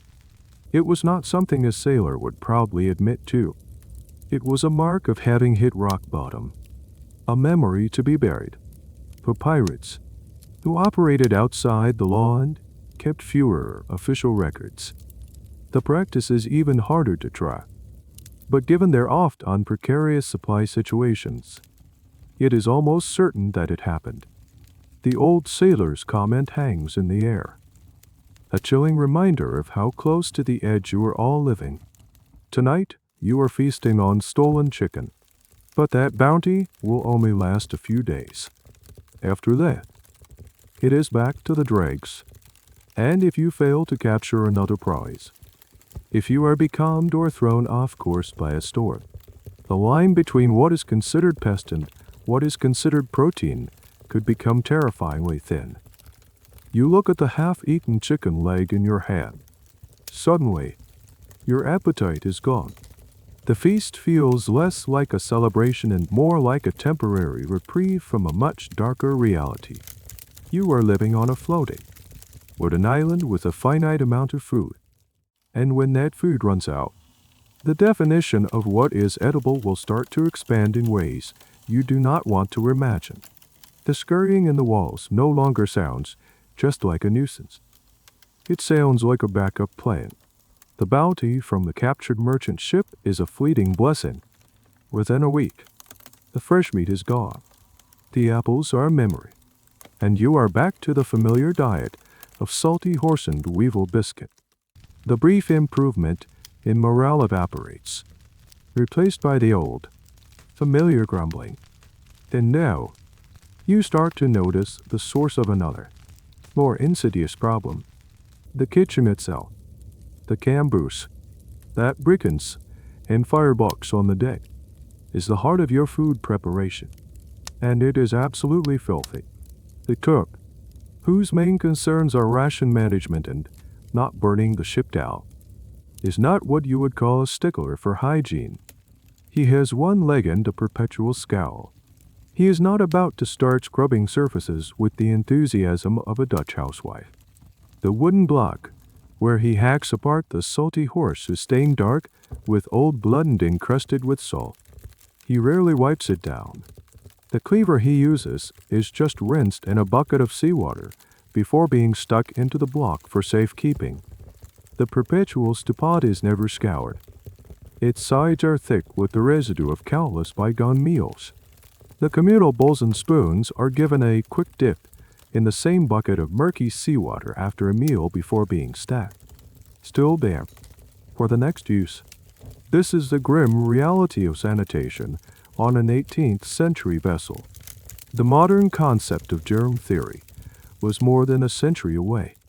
People understood a vague connection between filth and sickness, but they had no idea about the microscopic world of bacteria and viruses. Clean was a relative term, and on a crowded, damp, and rugged pirate ship, the standard was incredibly low. The cook's assistant, a young boy who also helps with general duties, is supposed to keep the area tidy, but his efforts are minimal. He might kick the bigger chunks of refuse overboard, but a fine layer of grime covers everything. The chickens you feasted on were kept in coops right on the deck, and their waste was simply washed away by the occasional wave or bucket of seawater, often splashing near the food prep area. This brings up a fascinating, if stomach-turning, detail about the ship's cook. The cook on many vessels, including pirate ships, often had an unusual assistant. A pig. A pig would be kept near the galley, not just as a future meal, but as a living garbage disposal. Any scraps, peelings, or spoiled bits of fruit would be tossed to the pig. It was an efficient system for waste management, but it meant that the area where your food was being prepared was essentially a pigsty. The lack of hygiene had a direct and devastating impact on the food. The butter you plundered, which was so sweet and fresh a week ago, is now stored in a wooden cask near the warm galley. It has already started to turn, acquiring the sharp, cheesy taste of rancidity. The last of the captured cheese is growing anew, fuzzy coat of green mold. The cook will simply scrape the mold off and serve it anyway. The belief was that the moldy part was bad, but the inside was still fine. A gamble that sometimes paid off and sometimes led to a nasty stomach ailment. The connection between this poor sanitation, the spoiled food, and the general health of the crew is a topic of ongoing historical research. While dramatic diseases like scurvy get a lot of attention, how many pirates were laid low by Mormon-day ailments like food poisoning? How many suffered from chronic dysentery, salmonella, or other gastrointestinal infections. Historians call this the disease load, the cumulative effect of all the various illnesses and parasites a person carried. A pirate's disease load was likely immense. They were living in a perfect storm of unsanitary conditions, spoiled food, and a weakened immune system. You start to make the connections yourself, in a practical, non-scientific way. You notice that the men who get sick to their stomachs are often the ones who ate the last of the cheese. You see that a cut on your hand, if not immediately cleaned with rum, can become red and angry within a day. You are living in a petri dish. You watch the cook, a man missing a leg, using his unwashed hands to break up hardtack and toss it into the stew. You see him taste the stew with a spoon, then put the same spoon back into the pot to stir it. Every action is a potential vector for disease. It is a miracle anyone is still healthy. This new awareness changes your relationship with the food yet again. It is not just a matter of bad taste or poor nutrition anymore. No, every meal feels like a risk. Every spoonful of stew, every chunk of salty meat, is a potential carrier of sickness. You eye your bowl with suspicion. Is this the meal that will have you doubled over in pain tomorrow? You are caught in a terrible trap. You have to eat to survive. But what you are eating might be the very thing that kills you. The lack of a simple bar of soap and some clean water has become as great a threat as a Spanish warship. The initial benefits of the captured provisions have worn off completely. The fresh onions are gone. The apples are a distant, sweet memory, and the vitamin C boost they provided is fading from your system. The shadow of scurvy, which had briefly retreated, now returns with a vengeance. And this time, it has found you. It begins not with a dramatic symptom, but with a feeling, a deep, profound, and unnatural exhaustion. You wake from your hammock feeling as tired as when you went to sleep. The simple act of climbing a ladder to the deck feels like a monumental effort. Your muscles ache with a deep, persistent soreness that has nothing to do with the work you have been doing. It is a weariness that seeps into your very bones. At first, you try to ignore it. You blame the poor food, the damp air, the endless rocking of the ship. But then, other signs appear. You are chewing on a piece of salty horse, a task that has become miserably familiar, and you feel a strange tenderness in your gums. You probe them with your tongue. They feel soft and puffy. A few days later, while brushing your teeth with a frayed twig and some salt, a crude form of dental hygiene you have adopted, you see a smear of red. Your gums are bleeding. A cold dread washes over you. You have seen this before. You know what it means. The fear is a constant companion now. You check your legs daily, looking for the telltale dark spots. One morning, you find them. A small cluster of purplish-blue splotches on your shin, looking like fate. Old bruises, but you do not remember hitting your leg on anything. You press on one. It does not hurt. It is just there. A silent announcement that the disease has taken root. The most terrifying symptom begins in your mouth. Your teeth, which have been your loyal, if aching, companions in the daily battle against hardtack, begin to feel noble. You can gently push on an incisor with your finger and feel it give. Just a little. The sensation is deeply unsettling. It feels like the very foundation of your body is coming loose. This dental decay is one of the most infamous symptoms of scurvy. But a lesser-known fact is how it affected sailors with pre-existing dental problems. If a sailor had a poorly healed tooth extraction or a cavity, those sites would often be the first to show the ravages of the disease. The scar tissue would break down, and the area would become a focal point for infection and rot. Good dental health, a rarity at the time, was a surprisingly important defense against the worst of scurvy-oral symptoms. You try to hide it. Of course, showing weakness on a pirate ship is a dangerous proposition. A man who cannot do his share of the work is a liability. He gets a smaller share of the plunder. Or worse, he is seen as deadweight. So you force yourself to work, moving through a fog of pain and exhaustion. You try to eat without wincing. You try to speak without showing your swollen gums. But the disease is relentless. The spots on your legs multiply. A small cut you got on your arm a week ago, which should have healed, has instead turned into a soft, opens or that uses a thin fluid. Your body has lost its ability to repair itself. You are, in a very real sense, falling apart. The psychological toll is as bad as the physical one. A strange and profound melancholy settles over you. You find yourself staring at the endless horizon, overwhelmed by a sense of hopelessness. Memories of land, of green fields and solid ground, become vivid and painful. This symptom, the so-called scurvy nostalgia, is something that captains and ship's doctors noted for centuries, though they never understood it. Was this deep depression a chemical byproduct of the disease affecting the brain? Or was it the rational response of a mind trapped in a decaying body? This mind-body connection in scurvy remains a subject of fascination for medical historians. You are now one of them, one of the slow-moving men you had pitied just a few weeks ago. Your crewmates look at you with a mixture of pity and fear. Pity for your suffering, and fear that they will be next. You are a walking, breathing reminder of their own vulnerability.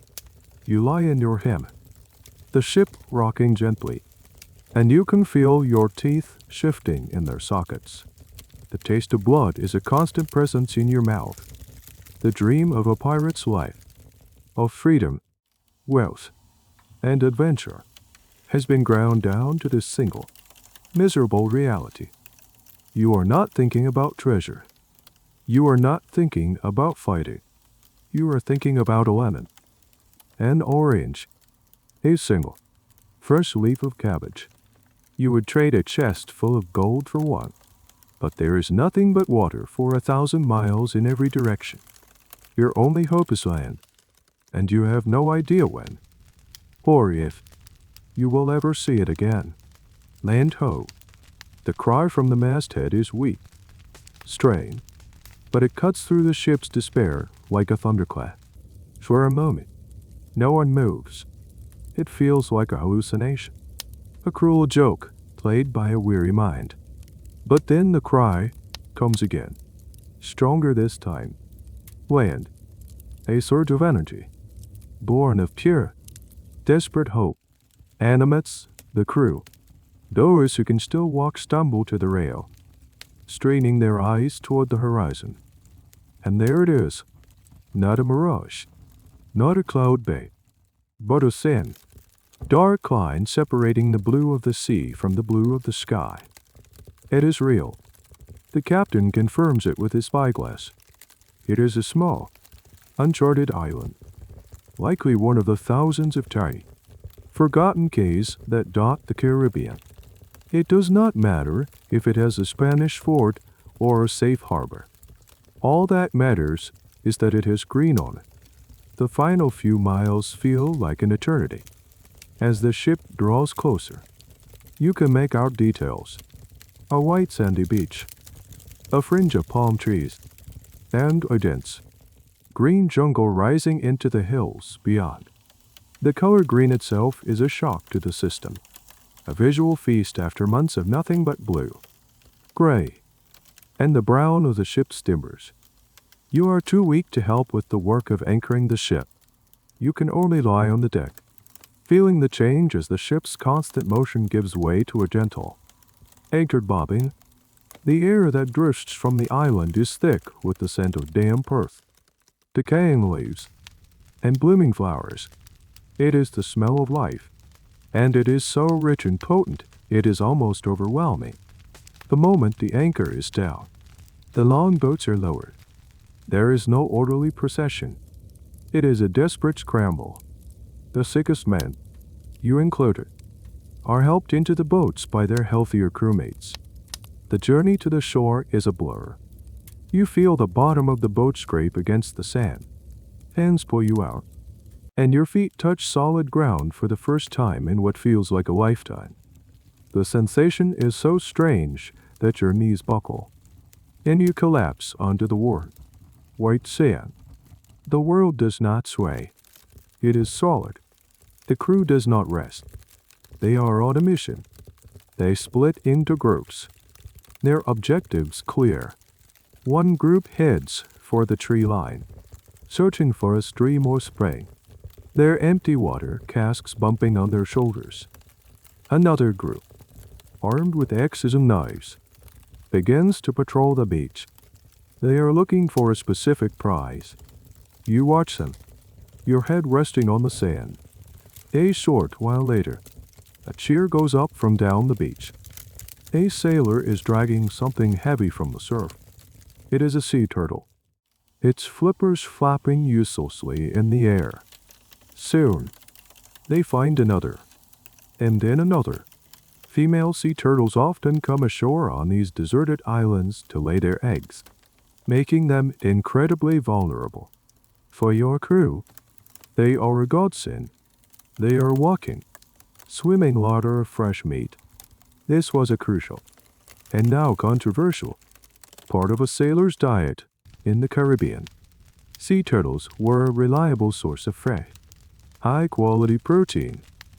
They were relatively easy to catch on land, and, in a strange and useful quirk of biology, they could be kept alive on the ship's deck for weeks without food or water. A pirate ship might capture a dozen turtles and keep them on their backs, flipping one over for a fresh meal whenever they needed it. It was a leathery, self-preserving food supply. Meanwhile, another group of sailors pushes into the jungle. They are not looking for treasure. They are foraging. They are stuffing their pockets and bags with anything that looks edible. Wild fruits you do not recognize. Leafy greens. Roots they dig from the ground. They are like animals, driven by a primal, nutritional instinct. They do not know what a vitamin is, but their bodies are screaming for it. They are, quite literally, eating the landscape. Historians often wonder about this process of foraging. How did pirates know what was safe to eat and what was poisonous? They likely learned it through a brutal process of trial and error, by observing what local animals ate, or by gaining knowledge from indigenous peoples or captured sailors who had experience in these regions. Every new island was a botanical gamble. A crewmate comes over to you. He is holding a small, greenish yellow fruit, about the size of a lime. He breaks it open and squeezes the juice into your mouth. The acidity is shocking, an explosion of soreness that makes your whole body flint. It stings your bleeding gums, but it is the most wonderful taste you can imagine. It tastes like a cure. You lie on the beach, sucking on the fruit, while the sounds of the crew, the chopping of wood, the shouting as they hunt, the laughter of men who have found fresh water, wash over you. The sun is warm on your skin. For the first time in months, the gnawing fear in your gut begins to recede. You have made it. You have reached the pharmacy. The island is a paradise of recovery. For 2 weeks, you and the crew do little more than eat and rest. The turtle meat is roasted over open fires on the beach. Its rich, fatty flavor a world away from the stringy salt horse. The perpetual stew pot is scoured clean for the first time in memory and filled with a vibrant new soup made from wild greens, turtle meat, and fish caught in the shallows. Most importantly, you gorge on the strange, sour fruits and edible plants the island provides. The effect is miraculous. Within days, you can feel the life seeping back into you. The deep aches in your bones begin to fade. The dark spots on your legs start to lighten. Your gums, though still tender, stop bleeding. The open sore on your arm finally begins to scab over and heal. You are witnessing the incredible resilience of the human body. Its ability to bounce back from the brink when given the right fuel. During this time of rest, with bellies full and the immediate threat of death lifted, the normal social dynamics of the ship begin to re-emerge, and you start to observe more closely the subtle hierarchies that exist even within this republic of pirates. You notice that the captain, a formidable man named Hornigold, and the quartermaster, a shrewd, calculating sailor, always seem to get the best cuts of meat. When a particularly delicious fish is caught, it goes to their fire first. When a rare bottle of captured brandy is opened, they get the first drink. It is not a dramatic difference, but it is there. This leads you to wonder about the food back on the ship. Was the monotonous diet truly the same for everyone? Or did the officers have a private stash? This is a classic point of contention among historians of the era. The official articles of a pirate ship often proclaimed equality, but human nature is what it is. On a Royal Navy ship, the class divide was stark and undeniable. Officers dined on better food, drank better wine, and had separate messes. On a pirate ship, the lines were blurrier, but they almost certainly existed. The captain and quartermaster likely had access to what was known as the cabin stores. This was a separate, higher quality stash of provisions, often taken from the captain's cabin of a captured prize. It might include things like preserved fruits, better quality wine, real coffee, sugar, and more finely milled flour. These were not hoarded out of pure greed, though that may have been part of it, but were often seen as a necessary perquisite of command.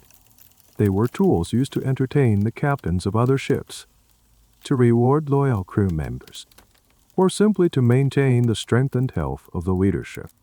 You overhear quiet conversations ungrumbling among the regular crew. Did you see the captain's breakfast?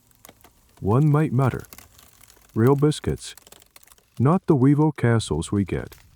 It is a source of resentment, but a quiet one, as long as the captain is a good leader, wins prizes, and ensures the crew gets their share of the loot. A bit of culinary privilege is tolerated, but if a captain were to hoard food while the crew was starving, that was the kind of thing that could lead to a mutiny.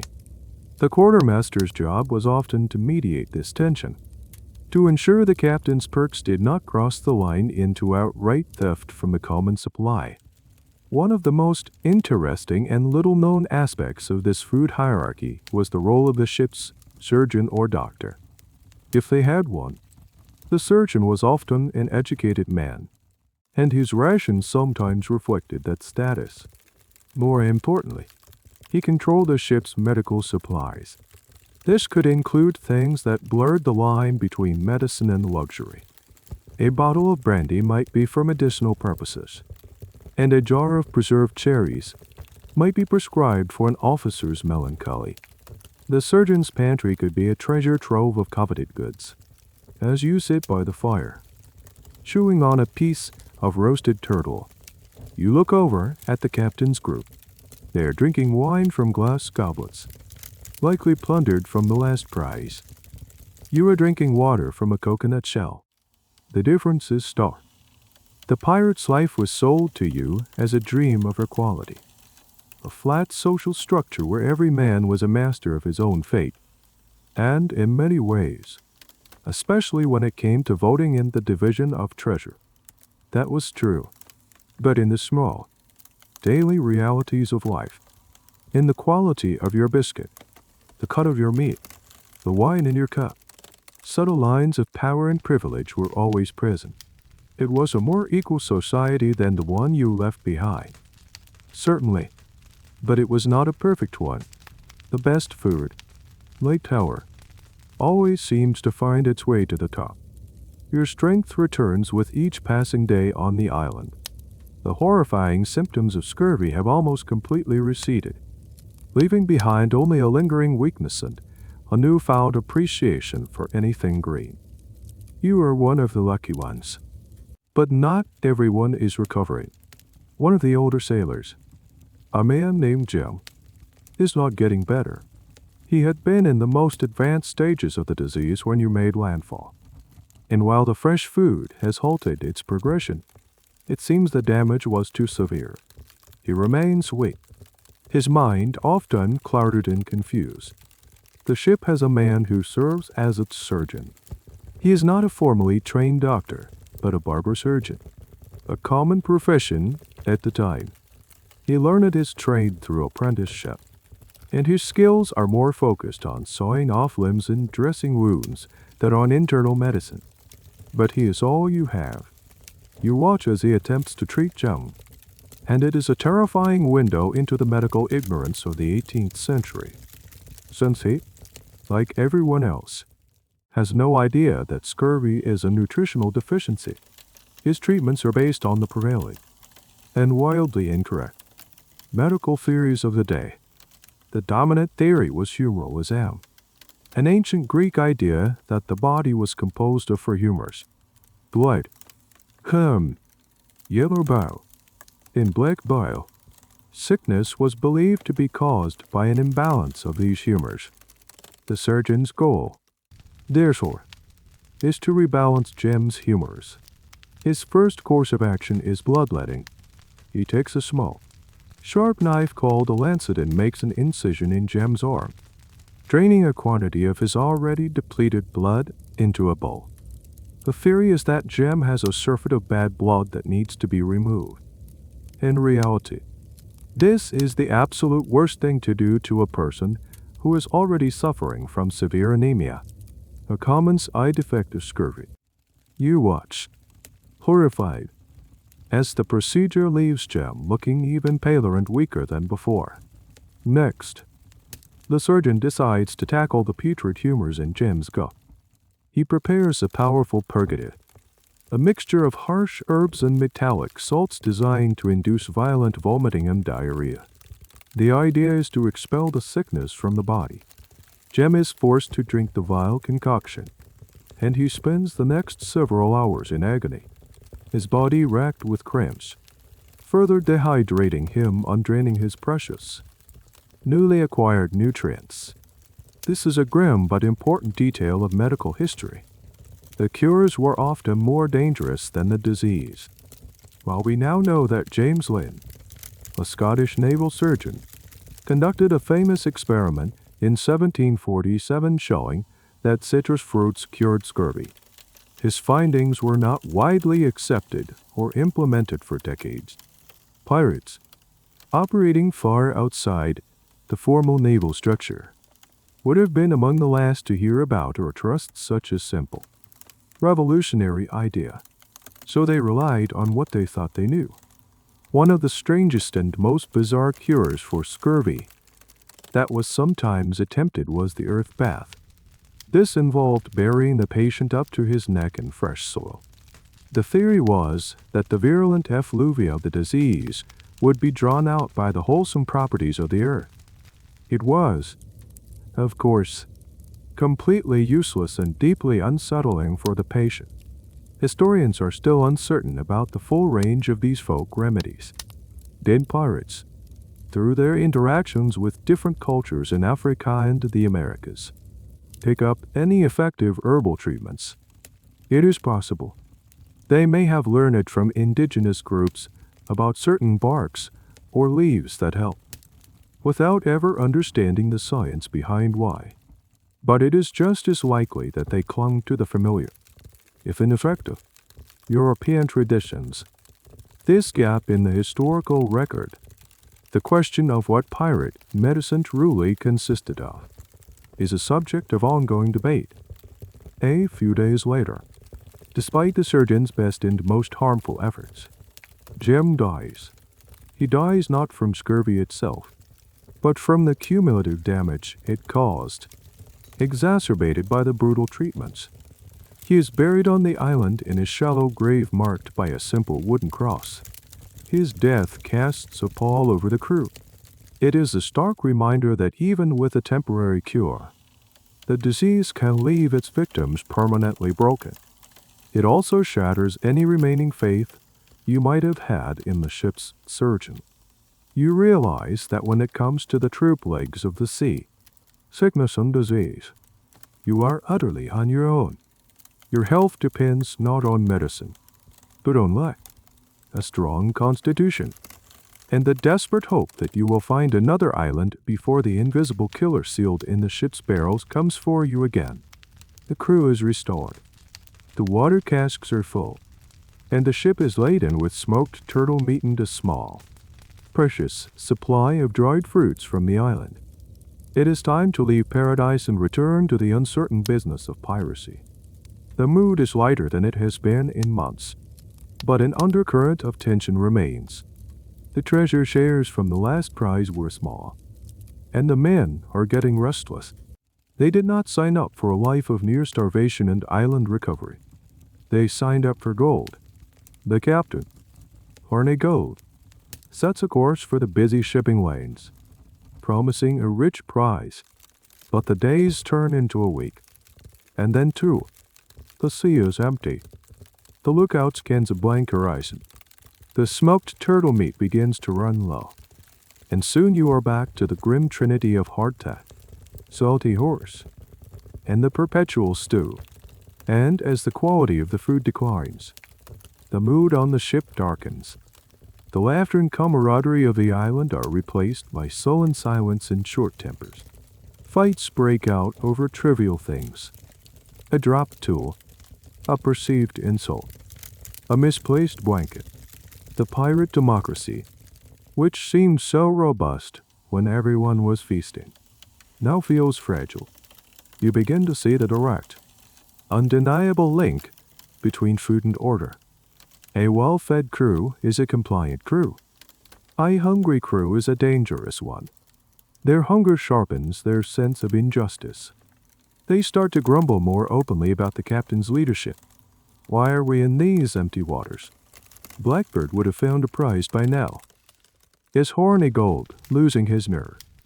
The quartermaster, whose job is to be the voice of the crew and maintain discipline, finds himself constantly mediating disputes. He is the buffer between the captain's authority and the crew's simmering discontent. You can see the strain on his face. This relationship between hunger and mutiny is a constant theme in the history of seafaring. A captain's ability to victual his ship, to provide adequate food and drink, was as important as his skill in navigation or combat. A crew would forgive many failings in a captain who kept their bellies full, but a captain who led them into starvation was seen as incompetent, and his authority would quickly erode. One evening, the stew is particularly bad. The last of the turtle meat is gone, and the salty horse seems tougher and more rancid than ever. A sailor takes a bite, spits it out on the deck, and throws his bowl down with a clatter. "I would not feed this to a pig," he shouts. The outburst hangs in the air, a direct challenge to the order of the ship. All eyes turn to the captain, Horny Gold, who is eating the same meal, or at least pretending to. Stands up. He does not shout. He just looks at the man with cold, hard eyes. "Every man on this ship eats what every other man eats," he says, his voice slow and steady. "If you do not like it, you can take it up with the quartermaster." That is the code. The sailor, faced with the collective stare of the crew and the unyielding authority of the captain, backs down. He mutters an apology and retrieves his bowl. The crisis is averted, for now, but the tension remains. This is where a little-known pirate custom sometimes came into play: the round-robin. If a significant portion of the crew wanted to formally protest or even mutiny, they would write their names in a circle on a piece of parchment. This way, no single man could be identified as the ringleader, as there was no first name on the list. It was a two-love collective action, a way to challenge authority without immediately getting hanged for it. Historians still debate how often these were used, but the concept itself shows how seriously pirates took the idea of collective bargaining, even when it came to depositing a leader. You sense that the crew is getting close to that point. The hunger is a physical ache, but it is also a psychological one. It is a constant reminder of their failure, of the captain's failure. They are out here, risking their lives for the promise of wealth, but they are living in a state of squalid poverty and near starvation. The contract is being broken. The captain knows this. He spends hours pacing the deck, his spyglass constantly scanning the horizon. He is no longer just hunting for a prize. He is hunting to save his own command. He knows that if he does not find a ship to plunder soon, the next challenge to his authority might not end so quietly. The grumbling in the empty bellies of his crew is the ticking clock of a mutiny. The fate of the voyage, and his own life, may depend on what he can find to put in that pot. Just as the ship's mood coalesces to the point of open rebellion, the lookout screams the words everyone has been praying for. Sail ho! And then, a moment later, she is a big one. A Spanish galleon. A wave of disbelief, followed by frantic, desperate energy, washes over the ship. A galleon. Not a simple merchant's no, but one of the legendary treasure ships of the Spanish Main. It is the ultimate prize, the dream that every pirate chases. It is also the most dangerous. But hunger and desperation have made the crew reckless. The grumbling about the captain's competence vanishes, replaced by a singular, predatory focus. This is it, the one big score that could make them all rich men. The battle is short, brutal, and miraculously successful. The galleon, surprised and outmaneuvered, takes a devastating broadside that shatters its mainmast. Unable to flee, and faced with a horde of screaming pirates swarming its decks, the Spanish captain surrenders. The plunder is beyond anything you could have imagined. There are chests filled with silver pieces of 8, bars of solid gold, and fine silks.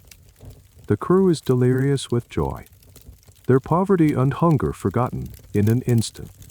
But after the initial ecstasy of counting the coin, the crew turns its attention to a different kind of treasure. They raid the galleon's food stores, and what they find makes them weep with joy. The Spanish, with their access to the New World's bounty, ate better than almost any other sailors. The pirates find barrels of real wine, not cheap rum. They find sacks of olives, strings of dried chilies and garlic, and crates of preserved figs and dates. They find hams cured with mountain herbs, not just coarse salt. It is a culinary treasure trove. But the greatest prize of all is found in a special pen on the galleon's deck. Turtles, but not the common sea turtles you found on the island. These are giant tortoises, brought all the way from the Galapagos Islands. These land giants were the ultimate long voyage food source. They could survive for a year or more in a ship's hold with no food or water. They were walking pantries, and their meat was considered a great delicacy, far superior to that of their sea-dwelling cousins. This is a fascinating and often overlooked part of the history of exploration and piracy, the systematic plundering of the Galapagos tortoise populations, which pushed several species to the brink of extinction, all in the name of fresh meat. That night, there is a feast unlike any other. The deck of the pirate ship is a scene of joyous anarchy. The caboose is roaring, roasting huge cuts of tortoise meat. The perpetual stew pot is retired in disgrace. Instead, fresh pots are filled with a rich, savory stew made with Spanish ham, garlic, and chilies. The captured wine flows freely. You are given a piece of the roasted tortoise.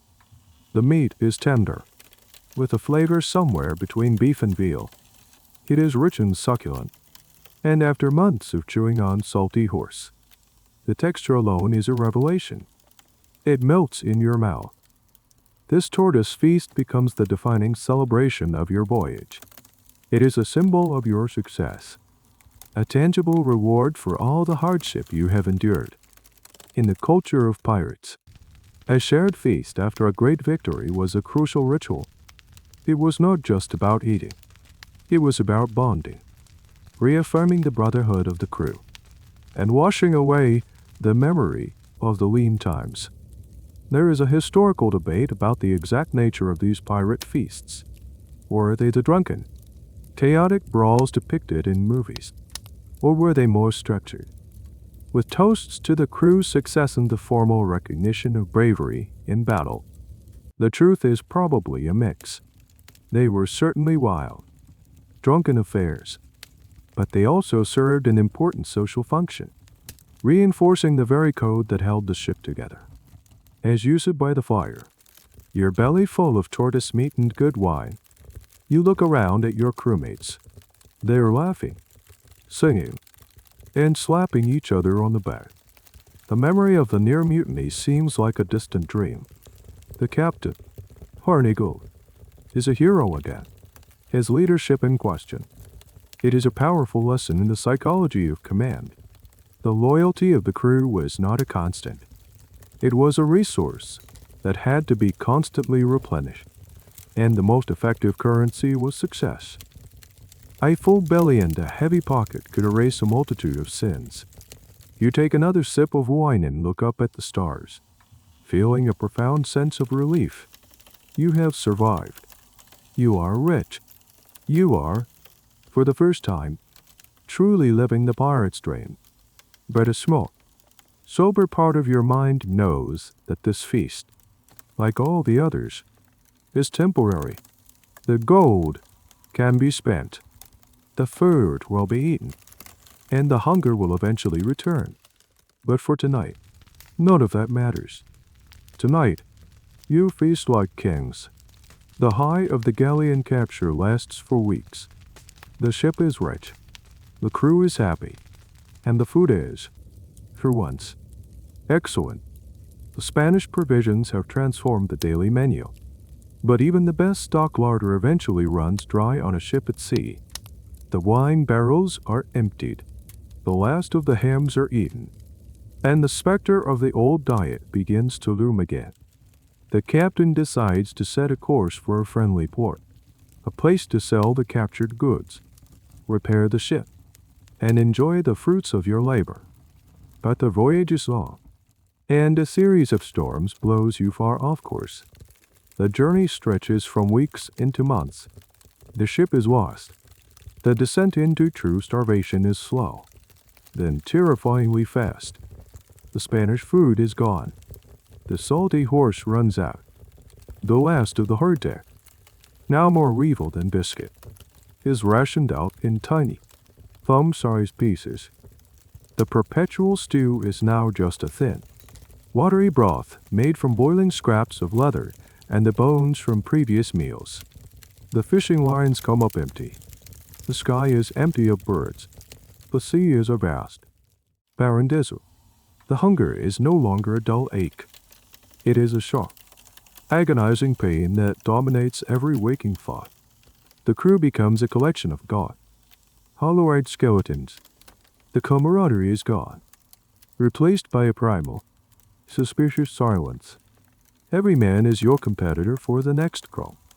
It is in this dark, desperate time that you begin to hear the whispers. It starts in the quietest hours of the night watch. A few of the most hardened, most desperate sailors, huddled together for warmth, their voices low and raspy. You cannot make out the words at first, just the chilling tone. But then you catch a phrase, a custom of the sea. You know what it means. Every sailor knows. It is the ultimate taboo, the last, unspeakable resort when a crew is faced with certain death from starvation. It is the practice of cannibalism. The custom of the sea was a horrifilously pragmatic ritual. When all food was gone, The crew would draw lots. The man who drew the short straw would be killed, and his body would be used to feed the rest, allowing them to survive long enough to be rescued or to find land. It was a desperate, collective decision, a horrifying social contract made at the end of the world. This was not just a pirate practice. It was a known, if rarely spoken of, reality for all sailors in the age of sail. The historical record is littered with grim accounts from the survivors of shipwrecks and disastrous voyages. The famous case of the whale ship Essex, which was sunk by a sperm whale and later inspired the novel Moby Dick, is one of the most well-documented instances. The survivors, adrift in small boats for months, resorted to the custom to stay alive. You look at your crewmates, men you have fought alongside and shared meals with, and you see them in a terrifying new light. You see the way their eyes linger on the weaker members of the crew. You start calculating, in a cold, detached part of your brain, who would be chosen first. The cabin boy, an injured sailor. The thought makes you sick, but you cannot stop it. The hunger is eroding your humanity. The debate among historians on this topic is somber. How common was this practice? Was it a vanishingly rare event, a shocking anomaly, or was it an underreported reality of a brutal profession? The very nature of the act means that successful instances, where the crew survived and never spoke of it, are lost to history. We only know about the ones that went wrong or had survivors willing to confess. 4 pirates who lived outside the law. It is even more likely that such events would go unrecorded. The captain now has gotten desperate, as the rest of you, tries to maintain order. He knows that once this line is crossed, the crew will likely splinter into factions, and the ship will descend into a hell of paranoia and murder. He hoards the last of the ship's candles, not for light, but because they are made of tallow, animal fat, and can be eaten as a last resort. You lie in your hammock, your stomach a hole, ached void. You fantasize about food, not feasts, but simple things. A piece of bread, an apple. The memories are so vivid they are painful. The whispers in the dark grow louder, more insistent. A group of sailors is openly arguing now about when the lots should be drawn. The social contract of the ship is broken. The pirate code, which seems so strong, has no articles to cover this level of desperation. You are no longer a brotherhood of rebels. You are a pack of starving animals trapped on a floating piece of wood. The greatest fear is no longer a Spanish warship or a storm. It is the man in the hammock next to you. You close your eyes and pray for land, for rain, for a fish, for anything that will stop the whispers from becoming a vote. Just as the whispers are about to turn into action, just as the grim decision to draw lots feels inevitable, a miracle happens. It is not the lookout who spots it. It is you, waking from a fitful, hunger-haunted sleep. You glance out a gun port and see it, a smudge of purple on the horizon, glowing in the first light of dawn. It is an island, but not just any island. The shape is familiar from the charts and the stories of other sailors. It is New Providence. You have reached Nassau. The cry of land is a hoarse, weak trump, but it has the force of a cannon blast. The ship, which has been a floating tomb, comes alive. Men who were too weak to stand crawl to the rails to see for themselves. It is true. You have been saved. The dark talk of the custom of the sea dissolves like a nightmare at sunrise. The remaining journey is agonizingly slow. The crew is too weak to handle the sails with any speed, but the sight of their destination gives them a final, incredible burst of strength. As you draw closer, the full scope of Nassau comes into view. It is not a pristine, jungled island like the one where you recovered from scurvy. This is a bustling, chaotic, and thoroughly disreputable settlement. The harbor is a forest of masts. Dozens of ships, sloops, brigs, and captured merchantmen are anchored in the turquoise water. This is the infamous Pirate Republic, a haven and headquarters for the Brethren of the Coast. For a few short years in the Golden Age of Piracy, Nassau was the capital of an outlaw nation, a place beyond the reach of kings and governors. The town itself is a chaotic sprawl of taverns, brothels, and ramshackle huts built along the beach. There are no grand buildings, no paved streets. It is a temporary, anarchic settlement, built for the sole purpose of spending ill-gotten gains.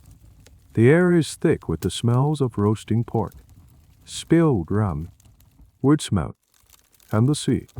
To your starving senses, it smells like heaven. Navigating the ship into the crowded harbor is a challenge. But other pirates, seeing your ragged condition, come out in longboats to help guide you in. There is a sense of community here, an understanding among thieves. They know what a ship at the end of its rope looks like. The moment the anchor drops, there is no thought of order or discipline. The crew swarms the boats, their only thought to get ashore. You are among them, your legs trembling with weakness and anticipation. You stumble onto the sandy street, and the sheer sensory overload is dizzying. The ground is stable.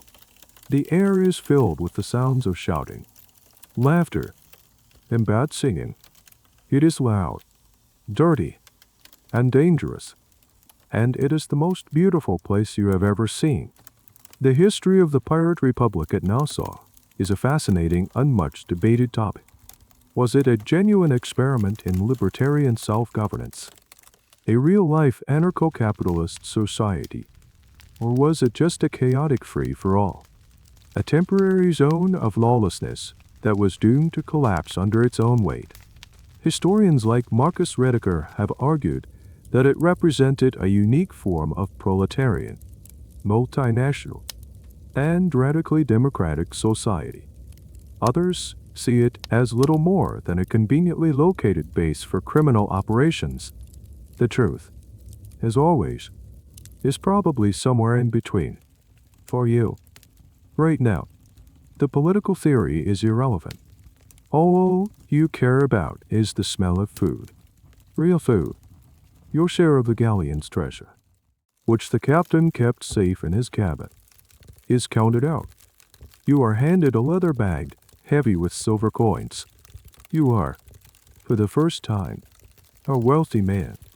You and your crewmates, a gaunt and ragged band of newfound rich men, stumble towards the nearest tavern. Its sign, a crudely painted pig, promises exactly what you crave. You push through the swinging doors into a room thick with smoke and noise, and you see it, laid out on a long wooden table. A feast, not for a special occasion, but just because it is a Tuesday in Nassau. There are roasted pigs, piles of fresh bread, bowls of strange tropical fruits, and barrels of rum that are free for the taking. The sight is so overwhelming that you stop in the doorway, your eyes wide. The weeks of starvation, the fear, the horror, it all melts away in the face of this beautiful, greasy, glorious reality. You have survived the sea. Now, it is time to enjoy the spoils. You step into the tavern, and the noise and smell hits you like a physical force. It is a cavern of smoke, sweat, and spilled rum, filled with pirates from a dozen different crews. But your attention is fixed on one thing, the large, groaning table in the center of the room. You push your way to the front, your bag of silver clutched in your hand, and simply stare. After months of food being a source of pain, anxiety, and disgust, the concept of a meal meant for pleasure is almost too much to process. There is a whole roasted pig, its skin crackling and golden. There are mountains of what looks like bread, but it is not the dense, brown fare of your homeland. It is made with cassava and corn, and it is warm and soft. There are bowls overflowing with exotic fruits, mangoes, papayas, and pineapples. Their vibrant colors a feast for the eyes before they even touch your lips. There are stews, thick and rich, smelling of chilies and spices, with no hint of the gray, perpetual sludge you have been living on. You pay your coin and are handed a wooden plate. You do not even know where to begin. You start with the bread. You tear off a piece. It is soft, warm, and slightly sweet. You put it in your mouth, and the simple, honest flavor of baked grain is so profound, so utterly satisfying, that you almost cry. Your body has been craving this simple, basic nourishment for so long. Next, you grab a slice of the roast pork. The meat is tender, juicy, and dripping with fat. The taste is pure, savory bliss. There is no overwhelming saltness to fight through, no leathery toughness to chew for an eternity. It is just good. You are eating like a man possessed. You shovel food into your mouth, barely tasting one thing before you move on to the next. The sweet, tangy explosion of a piece of pineapple, the creamy texture of a boiled plantain, the spicy kick of the stew. Your taste buds, long abused and neglected, are firing off signals of pure joy to your brain. It is a sensory riot. This is the other side of the pirate food story.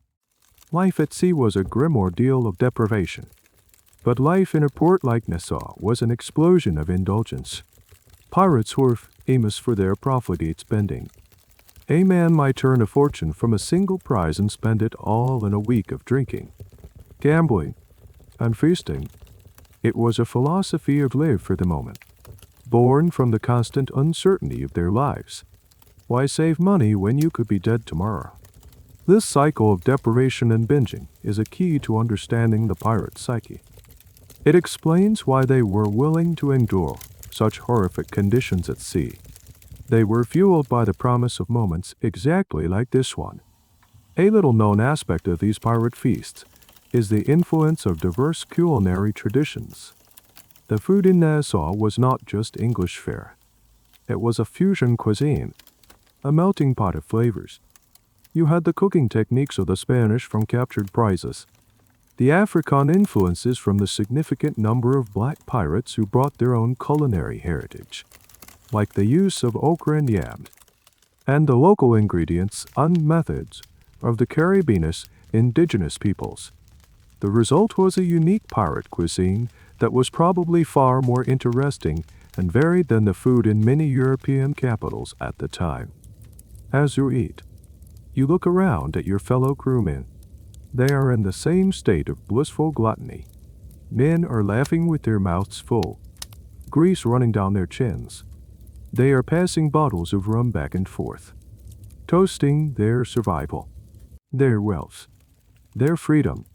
The gaunt, suspicious skeletons of a week ago have been transformed back into boisterous, living men. The debate among historians here is whether this period of excess was purely hedonistic or if it served a deeper social purpose.